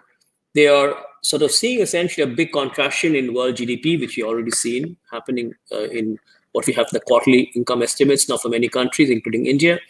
And you can see the big drop in GDP in emerging economies, advanced economies, Europe, Latin America, Middle East, North Africa, and Sub-Saharan Africa. Now, if you look at the Asian numbers, it seems that Asia will be spared from the very big negative shock in income. Now, remember that Asia here includes China. And China, as one knows, hasn't done very badly with GDP growth rates. In fact, there's a forecast of a positive growth rate, not a lot, a positive growth rate for this year. So these numbers are somewhat skewed by the fact that China hasn't had a very negative income shock, and also many countries in Southeast Asia and Northeast Asia. So that's one has to be a bit careful here, because we see big differences in Asia itself. Looking at the other part of this graph, of the slide, you can see the employment effects. This is the working hour losses, world and by income group for the first and second quarter. Again, this is a scenario building. This is not actual data. And you can see from this that the most of the effects on working hour losses is going to be felt in Asia and the Pacific. So that includes India, and not as much actually in, say, in Africa, which is interesting. So you can see the first quarter 2020 effect in the blue, and you can see most of the effects are going to be felt in Asia and the Pacific, and that's interesting. And then if you look on the other side, on the second quarter effects, there you can see the Americas, the effects are much more stronger. So Latin America here is obviously is very important here. While for Asia, still a large effect, and more than the first quarter, of course, but not as much as Latin America. So we're seeing differences now across regions. This is just pure scenario building, and we have to see when we start actually getting data what turns out to be the case in the next few months, or even later on next year. Now, the point here is that one has to be very careful about these numbers, because we don't really have a good data yet. Most labor force surveys have been halted. Primary surveys that are now essentially relying on phone surveys, which have their limitations. In fact, for India, I have not seen any good primary survey data collection at all, actually. So that hasn't happened. In fact, for Bangladesh, we have much better data. So we don't really have yet reliable primary surveys going on, just because you can't do face-to-face interviews anymore. There is absence of baseline data. So what are we comparing it with? You've got to have baseline data. And again, that's a problem. There's also lack of sampling frames in many cases. So we don't have representative data. So for example, for many of you, the National Sample Survey has very good sampling frames. But clearly at this point, it is not possible to do the kind of surveys that the National Sample Survey does in the current context in India. So one has to be very careful. One has to understand, this is very especially important for all of you who are studying economics. We just do not have good data right now. And I think one should be careful in trying to say anything about really poor data or patchy data. That's an important point here. Okay, now one of the, now what happens, of course, with economics, economists, is they always try to do something innovative and they don't really have the data they want. So you may have seen many papers using the Google mobility data. The Google mobility data essentially tracks mobile phones, smartphones, and their usage. And that data can help us a little bit understanding, for example, how many times people are going to restaurants, so retail and recreation, how many times are they going to shops, for example, how many times are they going to workplaces. It's still a poor proxy. And of course, we know that many poor people don't have smartphones. So there is obviously a bias in here, but it is not a bad proxy given that we do not have reliable primary data. So if you look at India, and I just got Indonesia also as a comparison. So if you look at India, as one knows, and that in March, we had a significant national lockdown. And you can see every estimate of mobility in terms of retail and recreation, grocery and pharmacy, workplaces dropping sharply in March. And then we see a recovery, but we see a recovery mostly in workplaces as lockdown is eased in many states in India, people start going to work. And we see a recovery also in grocery and pharmacy, which means people are going shopping. We do not see a recovery in retail and recreation, which means people are not going to restaurants or anything of that kind of travel as yet in India. We do not see a recovery there. And that's interesting. In the case of Indonesia, actually it's interesting because in Indonesia, and they did not have the national lockdown India had, you can see the drop in economic activity is much less. And you can see that the cities move much closer to together over time. And you can see there also has been some recovery. But the important difference here between India and Indonesia, in India has been a very sharp drop in economic activity, which is quite clear from this graph. And now what we have for the quarterly income estimates for India. Okay, moving on. So let me now talk about COVID-19 and employment, the Indian case. So I just want to, before I talk about this, let me just give you what I think is the way we should think about employment in India. And this is an approach that I have been trying to make popular in work I'm doing with colleagues in UNE wider. So this is a working paper. If you're interested, it's on our website. It's a paper with Rajesh Raj and Simon Scott, and it just came out a month back. And in fact, there's been lots of many papers, newspapers in India have been writing about this paper. If you've seen some of the newspaper articles about this paper. So, so here what I try and do is we essentially think about a working age population, and you can either be employed or unemployed out of the labor force. That's just the three possible mutually exhaustive categories. And then you can, if you're employed, you can be self-employed or you can be wage employed. So you can be a construction worker. In that case, you're wage employed, or you can have your own shop. That's self-employed, or you're a street vendor and you're self-employed. And then you can have two categories in formality status. You can have formal or informal. Formal, of course, you have job protection, social security, and so on. Informal means that you don't have any of that. And you can have both formal and informal, for both self-employed and wage employed. And then we make an important point here. We say in the informal sector, informal economy, there are two kinds of informal workers: those who are upper tier and those who are lower tier. This is essentially concepts that are been popularized by Gary Fields, the very famous labor economist. And that's very important because the informal sector is often seen as a homogeneous sector. It's not. It's very different. So think about a wage worker, agricultural wage laborer.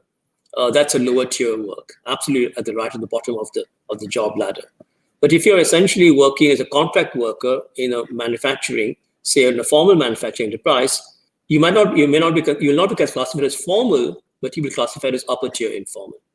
So there's a big difference between a contract worker who gets some kind of protection still and gets, for example, you might have certain kinds of leave provisions and so on, very different from being an agricultural wage laborer. So they're very different. And so you need to keep that in mind that in the informal economy, in the informal sector, there's upper tier and lower tier work. And that's important.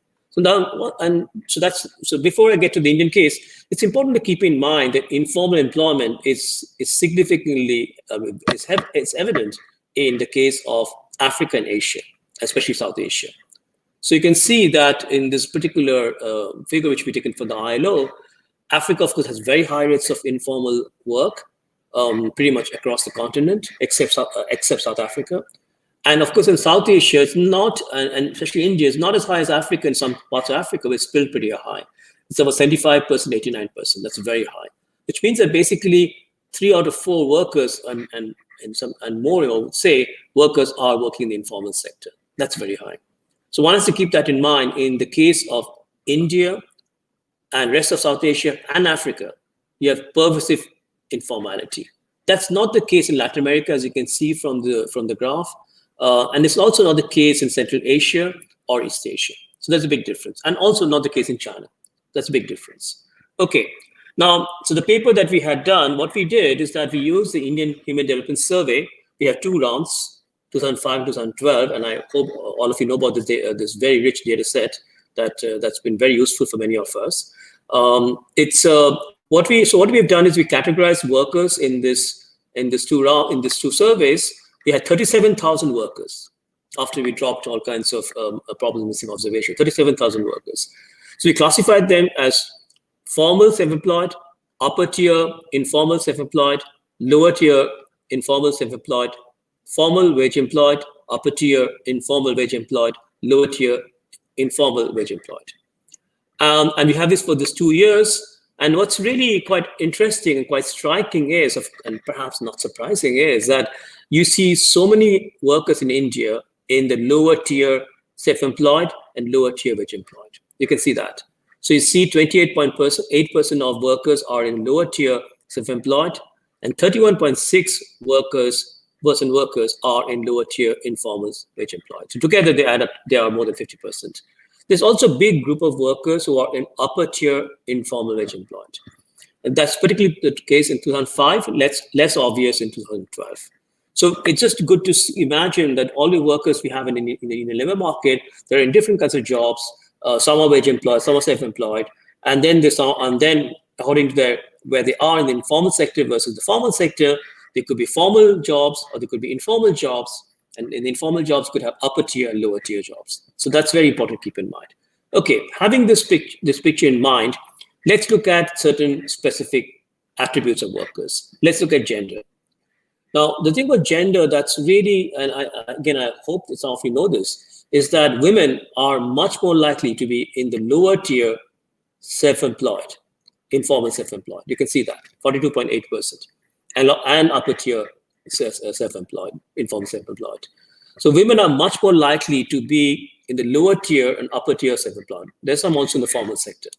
While they're much less likely to be in the wage employed group, and even though there's more women in the lower tier informal wage employed compared to upper tier informal wage employed or formal, the difference between men and women is more women are self-employed than men. That's an important point. In terms of rural versus urban, it's not surprising that a large chunk of rural workers are in the lower tier informal wage employed. These are mostly agricultural wage laborers, not completely, but mostly. So that's an interesting point about rural versus urban differences. Moving on, schooling. Now this is again quite striking. So if I don't have any schooling, so I'm illiterate, obviously I'm very likely to be the lower tier of the job market, of the labor market.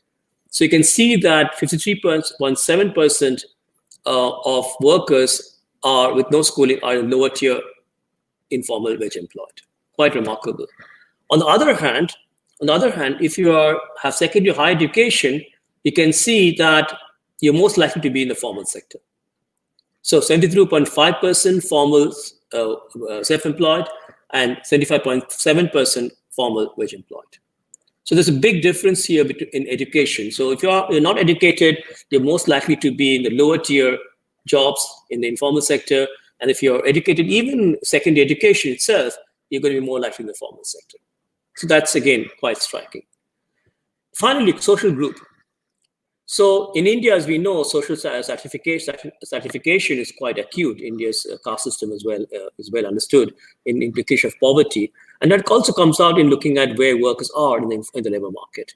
So for example, if you are scheduled castes or scheduled tribes, more likely you're going to be in a lower tier informal wage employed. You can see that 64.1%.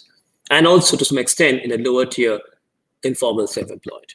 While if you're forward caste, what's striking here is very few of them are in the lower tier informal wage employed. Only 7.6. Just compare the magnitudes. 64.1 versus 7.6. Remarkable differences. And also, you're more likely to be in the formal sector too. So one can see that the entry into the upper tier jobs, the better paid jobs, the more secure jobs, is very much divided by gender, location, and social group. And that's important to keep in mind in India. Income differences, and this is not surprising. If you're a formal sector worker, whether you're a formal sector, especially if you're formal wage employed, your incomes are significantly more. This is mean monthly earnings, significantly more than any other work status. You can see that. And though, of course, in 2012, the difference is less than 2005, still is striking. It's striking that how much better a person is, a worker is, if the person is working in the formal wage as a formal wage employed. That's quite remarkable. I also put up this graph because one of the things that you might ask is, okay, if I'm stuck in a lower tier job in India, what are the chances that I can move up the job ladder? What are the chances that I can actually progress in my life into better jobs? And because we have a panel data for 2005, 2012, this is why we use the IHGS, because we had the panel. What is striking from this is we're looking at now the possibility of moving from where you are up the ladder or down the ladder, the job ladder. And what you can see from this is that if you're a lower tier informal wage employed, pretty much you're going to be stuck there.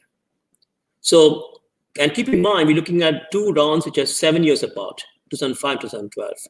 What is showing in this particular graph is that if you are lower tier informal wage employed, about 70% probability that you will stay where you are.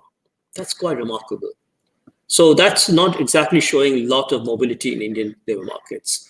And also the other side, if you're a formal worker, especially if you're formal wage employed, you are more likely to be in staying in the same job, in the same kind of work status. So if you're a formal wage employed and to some extent formal self-employed, you're not going to move down. So we see significant segmentation in the Indian labor market, and that's something to be extremely concerned about. Now, taking this now to the question of the pandemic. So how may have the pandemic affected the different tiers of the labor market in these different tiers? And one can think about that. And we don't have the data yet. That's why this is just pure conjectures. But I'm fairly sure that we'll see this when we find the data when we get the data afterwards. one can say that if you're in a formal self-employed or wage-employed, you might soon lose your job if you're working in export sectors, travel. We already seen that this happening with airline companies, restaurants, but the effect are quite muted, quite limited in that sense, especially with those who have remote working possibilities, like banks, private sector, corporations. So the effects of the pandemic for this kind of workers is quite muted. That's not the case for the other two groups. The upper tier self-employed, upper tier informal self-employed, wage-employed, there are more significant effects, especially as long-term policies come into place. So for this group, definitely the pandemic will have quite significant employment effects and income effects. And for the one that right at the bottom of the job ladder, that lower tier informal self-employed and wage-employed, it's obvious that they'll be very badly affected.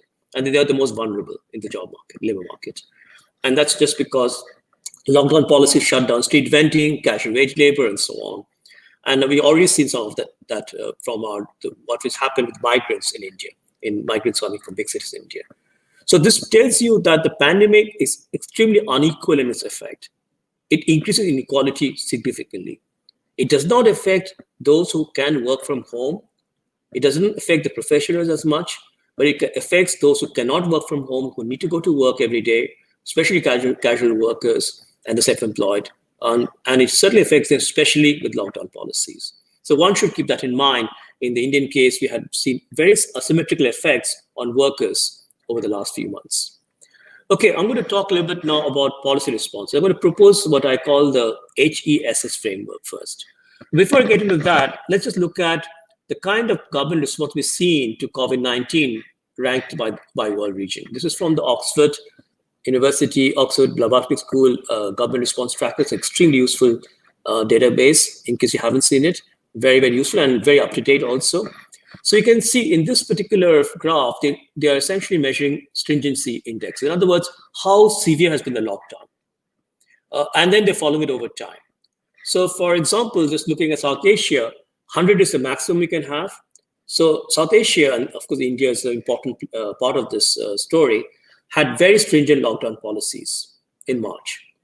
And then by June, it had been eased quite a bit. And that has happened pretty much across all of the regions except Latin America.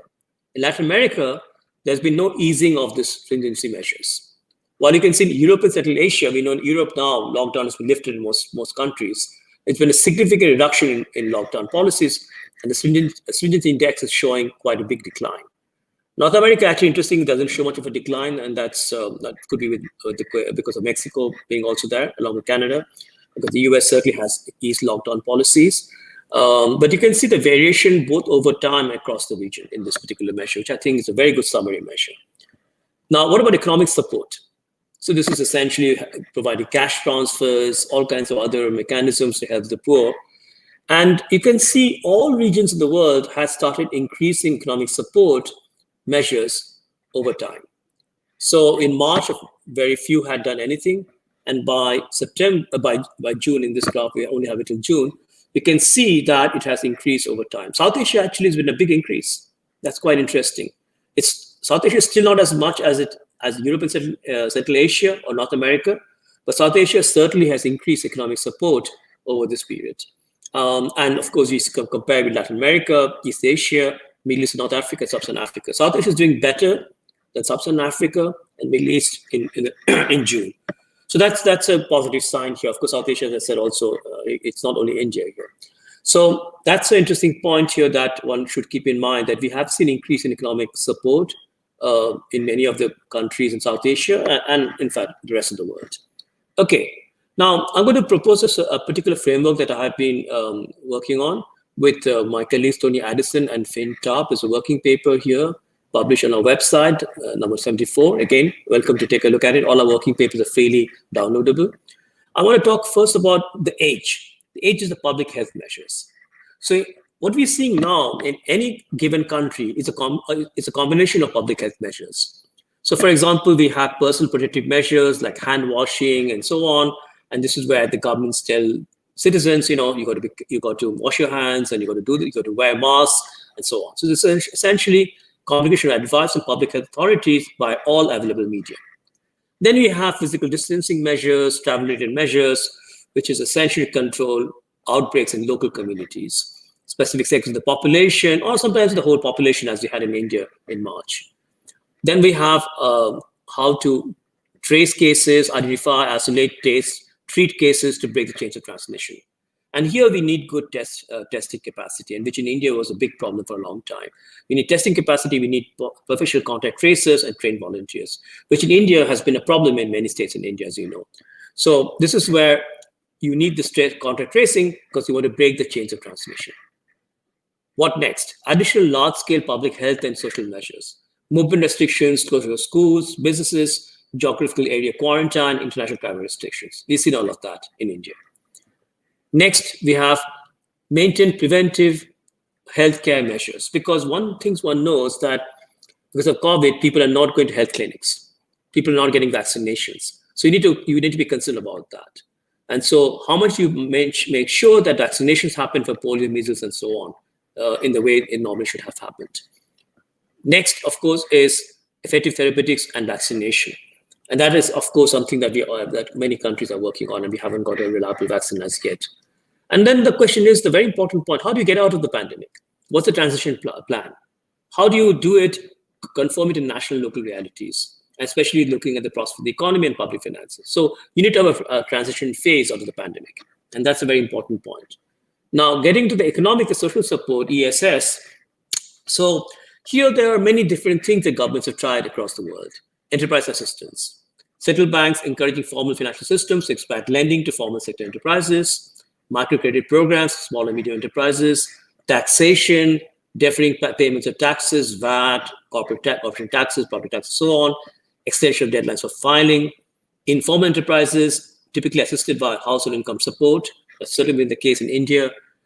And then we have also subsidies given to employers and other labor market measures, wage subsidies to formal enterprises so that they can furlough their workers and not fire them.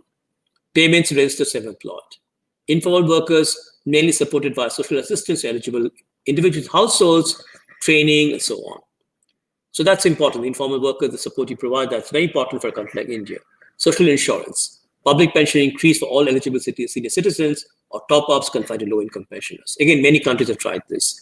Social assistance cash transfer. This has become a big thing. The expansion of cash transfers that happened in the developing world in the last few months has been phenomenal. Never has been that kind of growth in cash transfers. So we see unconditional and conditional cash transfers, increase in size of payments, coverage extended, admin reforms to increase efficiency and maximize benefit to all recipients. We've seen all of this happening in Latin America, Asia, and Africa, and also obviously Western countries. The next thing here is social assistance, workfare, and other assistance, which is unconditional or linked to existing workfare programs, payment in food or cash. In the case of India, of course, Manregas comes in very important, is an important program, workfare program here. So that's something, again, countries have tried. And then the same thing, how do you get out of the pandemic? Bundle ad hoc emergency measures into more consolidated social protection. So when the pandemic, when the pandemic goes away, are we going to go back to status quo?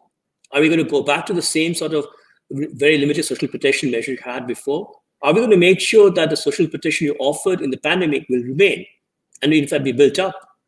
So that's a very important question of transition out of the pandemic. And many countries have not been thinking about this very well, including India. Okay, so I'm going to just show you a graph of how I see the pandemic economy. So imagine that you're a country, like, let's say India, then the virus starts spreading, maybe some imported cases, then comes some maybe limited community transmission, and then you bring in lockdown.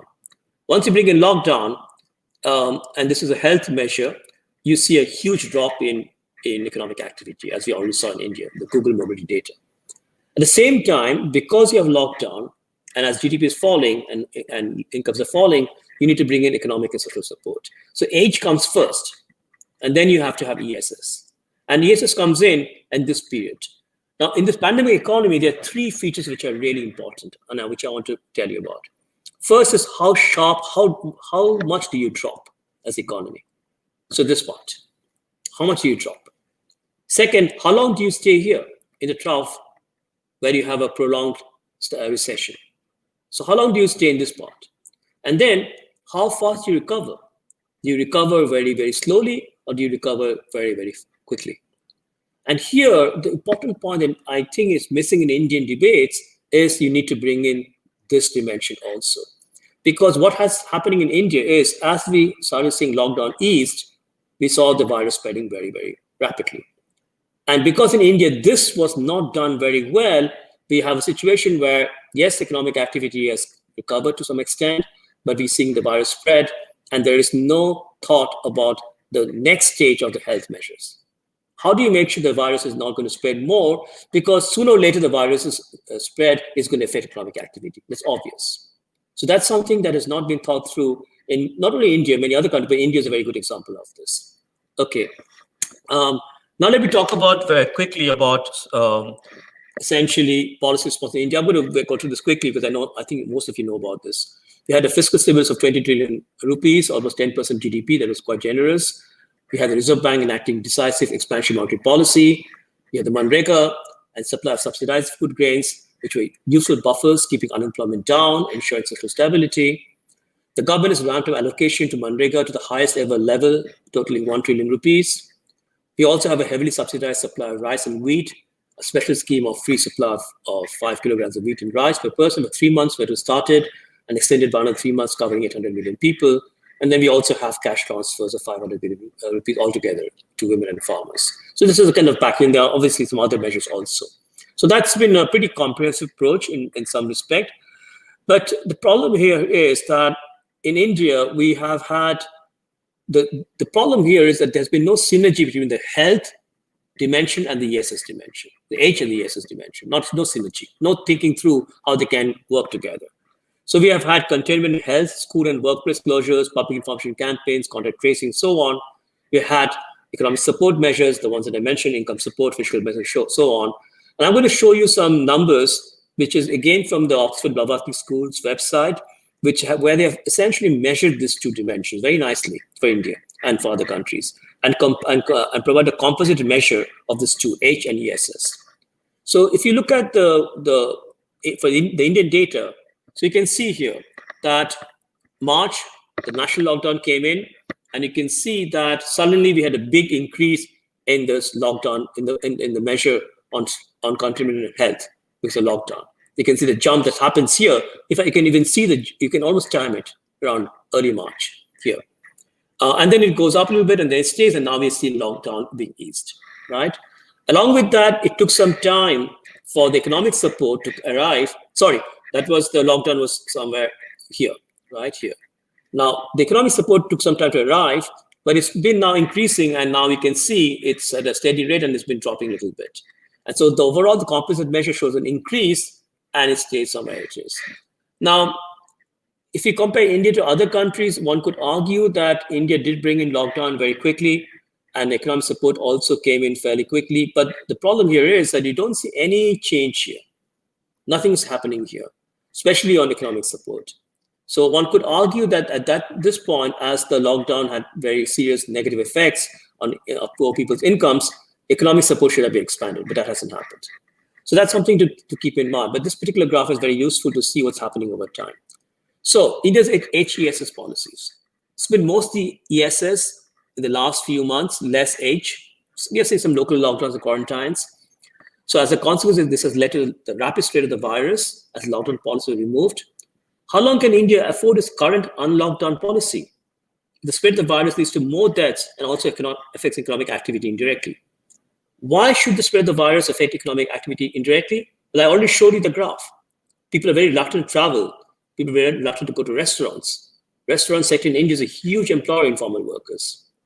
So if we do not do something about the virus spread, it's going to affect essentially economic activity. At some point, the government will have to think, do I bring in national lockdown once again? Look what's happened in Israel just a couple of days back. So, and the national lockdown comes back again in, well, we saw what happened in the second quarter of this year on GDP. India's GDP contraction at that quarter is among the highest in the world. So this is a real dilemma. And I think the dilemma is because in India, there has been no systematic thinking through how to use these two dimensions, H and the ESS dimension, at the same time. How do you sequence these two dimensions and how do you make them work together? And that you can see, compare India with China, with Southeast Asia, Thailand, Malaysia, and so on. Obviously, South Korea is also in this comparison, and you can see the big difference between the India and this region. There's a huge difference here, and so something that I think that has to be something you have to be concerned about. That are we looking at a national lockdown again at some point because the virus is spreading so quickly, and because there's been no real effort to think about what health measures we should bring in, contact tracing, so on, public information campaigns, at the time when lockdown was lifted.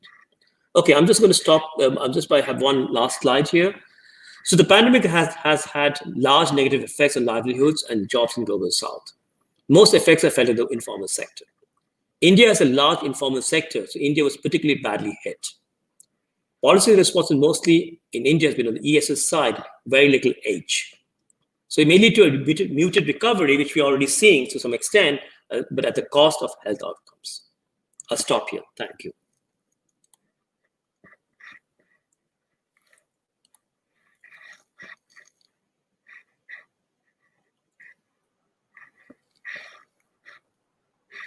Thank you so much, sir, for the wonderful and thought-provoking deliberations. I strongly believe that all the learned participants present here have been certainly benefited with your invaluable ideas. We have already received quite a good number of questions from our esteemed participants. For the interactive session, I would kindly request Dr. Piali Sheth, Assistant Professor, Department of Political Science, please conduct the session. Over to Dr. Piali Sheth. Thank you, Tushadda. Thank you, Tushadda. Thank you, sir, for your wonderful and very enriching lecture. Sir, so I would like to begin with the questions that have been posed by our viewers. Is there something wrong with my audio? Hello? Yeah, there's a lot of noise in the background. Give me a second, please. I'm so sorry.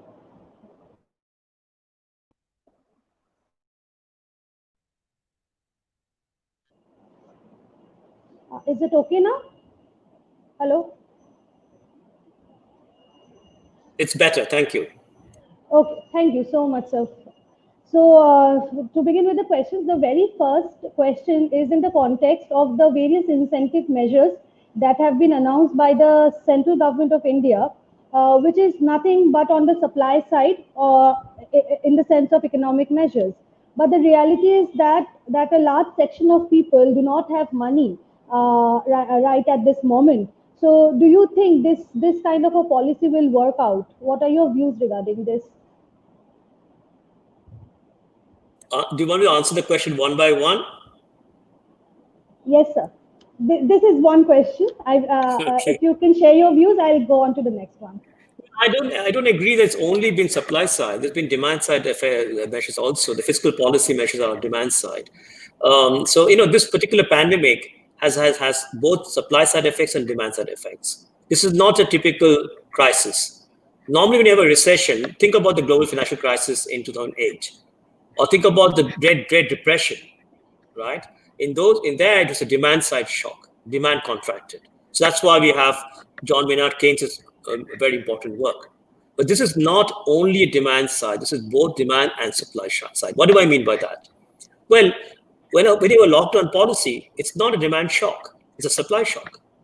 Because you're not allowing people to go to work. They want to go to work. Companies want to bring them over to their workplaces, but they're not allowed to go to work. It's an absolutely clear supply shock, right? But at the same time, as people do not go out and do not buy, do not go shopping and so on, there's a demand shock. Or investment doesn't take place because firms are worried about the pandemic's effects. There's a demand shock. So it's important to keep in mind, this is a unique crisis, unique problem. And I think economists need to understand that. I don't see very good discussion in India on this. That is a demand and supply shock together. When you have a supply and demand shock together, you've got to do both. And in the case of India, I think that they've done both. The problem in India is that the government has been very careful about expanding social protection significantly because they're worried about the fiscal implications, which I can understand also, because if you have a situation where the deficit is getting out of control, in today's world, you find you're suddenly international creditors do not want to lend to you. Your credit rating starts going down. You're in trouble. And India has always been very careful because of the problem we had in 1991, which was the balance of payments crisis because of a major fiscal crisis, fiscal deficit. And that was, of course, because of the oil price shock and so on. So I think in Indian government is fairly, and this is true for any government in India, they've been fairly careful about not expanding the fiscal deficit too much. Now, could they have done more? Probably yes. But the problem here is that I think that in India, because of the number of informal workers we have, it's very difficult to reach them. If I'm in a country where a lot of workers are mostly in the formal sector, I can do what most European countries are doing. I can introduce furloughing, I can have credit guarantees for formal enterprises. There is a challenge in India that we have to understand. And so in that sense, it's a much more difficult problem in India and also in Africa, I would say, than it is for China or for Thailand, Malaysia, any country in Asia. And I think so coming back to the question, I don't think it was only to do with supply measures. There was demand measures. Could there have been done more of this? Perhaps yes. But there's also the challenge that policymakers face in India. This is how do we reach informal workers? Okay, sir. Sir, the next question is on your elaborate discussion regarding the informal sector being divided between upper tier, lower tier that you discussed. So one of our viewers wants to know that what is the basis on which you are rather discussing the upper and lower tier, the basis on which you would, the criteria on which you are dividing them? The answer would be that we read the paper on our website, because I don't really think I can get into all the finer details. But what we did was that in the data set, the Indian Human Development Survey, because we had a lot of information about workers, we could use that. So essentially, okay, let me get the intuition behind upper tier and lower tier. Okay, this has come from Gary Fields' work, and I hope that Gary Fields is taught in Prafulla Chandra College in the labor economics course, okay? Because he's the most important economist we have in working in developing countries. So the intuition is that the upper tier informal jobs, there are some barriers to entry. You just can't get an upper tier informal job. What kind of barriers to entry? You might need some training. If you want to be a plumber or a mechanic, you have to get a vocational training as a plumber or mechanic. If you want to start an enterprise, you got to have some credit to start an enterprise where you can hire some workers. So there are barriers to entry for upper tier jobs, which is not the case for lower tier jobs. Lower tier jobs are called free entry jobs. If you're an agricultural wage laborer, anybody can be an agricultural wage laborer. If you're a construction worker, anybody can be a construction worker. So those are good examples of lower tier jobs. There's no barrier to entry. So even in the informal sector, there are some jobs, and this is the point that Gary Fields made so well, that in the informal sector, there are very different jobs which are upper tier versus lower tier. So what we did is we used the intuition that we had from Gary Fields to classify workers in India using different ways to say that is this job, and we went worker by worker. We looked at all the workers, and we could use do they have training? Yes or no? What kind of jobs are they holding? Are they agricultural wage laborers? Yes or no? Those sort of classification schemes.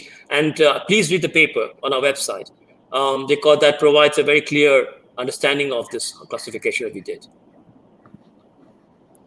So in the next question is in the Indian context, we all know recently in India, the government has already achieved its target of lowering down the COVID mortality rate to less than 1%.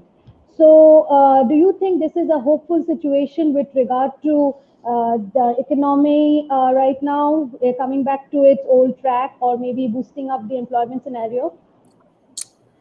Well, if you look at the current data, I don't know whether that's a possible scenario. Actually, the mortality rates are, death rates are increasing in India. I mean, the point is again, it's not so much the positivity rate. If you're having more and more people infected in India, one should worry about the absolute number of people infected and the absolute number of people dying. So looking at the percentages is a bit misleading here. India now has got the second highest number of cases of infected cases. Yes, the recovery rate is good, but then we are seeing increasingly people dying. And the other thing, so that's why I'm not I'm not very convinced that this particular situation we have in India is a good one. Because if you have this kind of situation where the virus is spreading so quickly now, almost exponentially, then it is going to come to a point where the government has to decide, what do we do? Do we bring back lockdown or not? And we already seen the effects of national lockdown in the second quarter of this year. We can't afford a second lockdown, national lockdown. So to avoid that second national lockdown, what should we do now? And on that, we do not seem to see the same sort of policies that we see in India as we've seen in East Asia. I mean, if you look at Vietnam has had hardly any cases, hardly any deaths.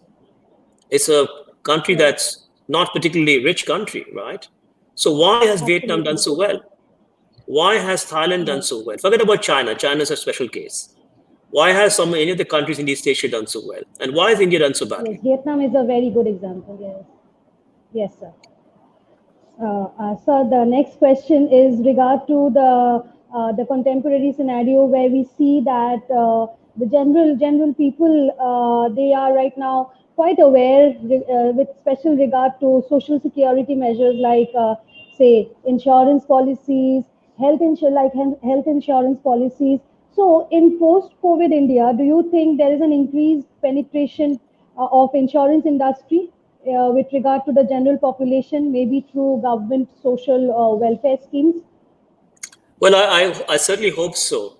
That's what I feel, that this could be a moment of transformation in India, because this increase in provision of insurance schemes and also on, if we can make sure that they don't go away, because we have seen a big expansion in many of the schemes, right, in the last few months. But if they're removed after the pandemic goes away, whenever that happens, that's not good. The other thing I would say, the other thing that I don't think has been discussed so much in India, again, we have a very good blog on our website by Marty Chen, is about the informal workers. We always forget about the informal workers. We don't really bother about them. You know, the people working in the construction sites in Indian cities, they're there. I mean, nobody bothers about them. But now we've seen how important they are. Many of them, when they left the cities, in a terrible situation, right? When they couldn't even go back to where they came from. We've seen that. So what is the government of India and what is civil society? What are intellectuals in India, whoever's responsible or has an interest in this, going to do about it? Because we've learned that informal workers in India are extremely vulnerable. And therefore, we cannot have the situation that we have had in India again. Who knows when we might have another crisis? Are we going to see the same thing again? So we need to think about a social contract with informal workers, a rights-based approach, that they have certain rights, just like any of us. And we need to make sure they get those rights. And that would be the way I think that this pandemic can actually be a positive thing for India, in the sense that if we use those lessons in a positive way, then India will be a better place to live in for everyone. Because right now, for many of the workers in the informal sector, it is not. Okay, sir. And now this brings me to the last question, which is with regard to the communication sector. So this viewer here, his opinion is on the remote connectivity mode. If you think that the communication sector with regard to remote connectivity mode sees a revival in this COVID situation. So connectivity in what sense? Connectivity under the new normal situations. The communication sector might, in the sense of distribution of information. Well, I think this is the opportunity for the Indian IT sector. I mean, we've seen the huge increase. I mean, the fact I'm speaking to you from thousands of miles away itself is an example of that. There's been a huge increase in online technologies, and Indian IT companies are pretty good. We know that they're world class. So there's a really good chance here, and not only in terms of connectivity with the outside world, even within India. Because within India, still there are major problems of connectivity. We don't have internet access in many parts of India. Electricity is a problem. So we can try to change, because it's quite clear that in the post-pandemic world, we're going to be doing more online activities. It's quite clear. We're not going to go back to the situation before.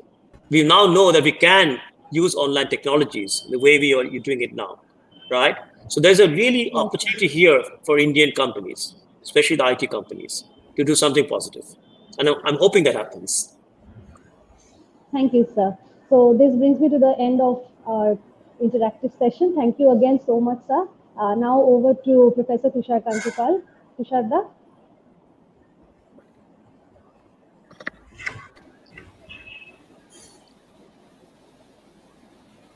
Tushar, please unmute yourself. Yes. Thank you so much, sir, for addressing all the question with such clarity. I think that the whole session has been very enriching and insightful. Thank you, Dr. PLE, for conducting the interactive session so nicely. Moving on to the vote of thanks now, I would kindly request our Honorable Vice Principal, Professor Prithvish Kumar Roy, Associate Professor and Head, Department for Geography, to give the vote of thanks. Over to Thank you, you, sir. Tushar. Am I audible?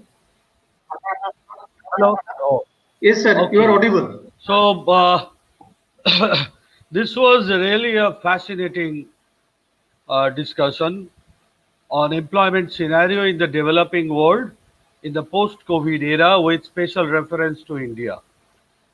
Actually, we belong to these emergent economies, and emergent economies even before the pandemic, we were badly hit by economic recession.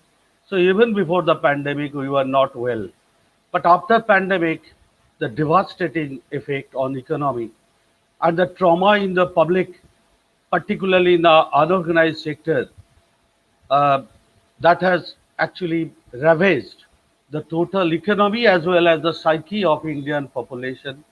So I don't know, maybe someday economy may recover, but cultural shock that we have received, uh, I, I, I doubt whether we can uh, come out from that shock, cultural shock.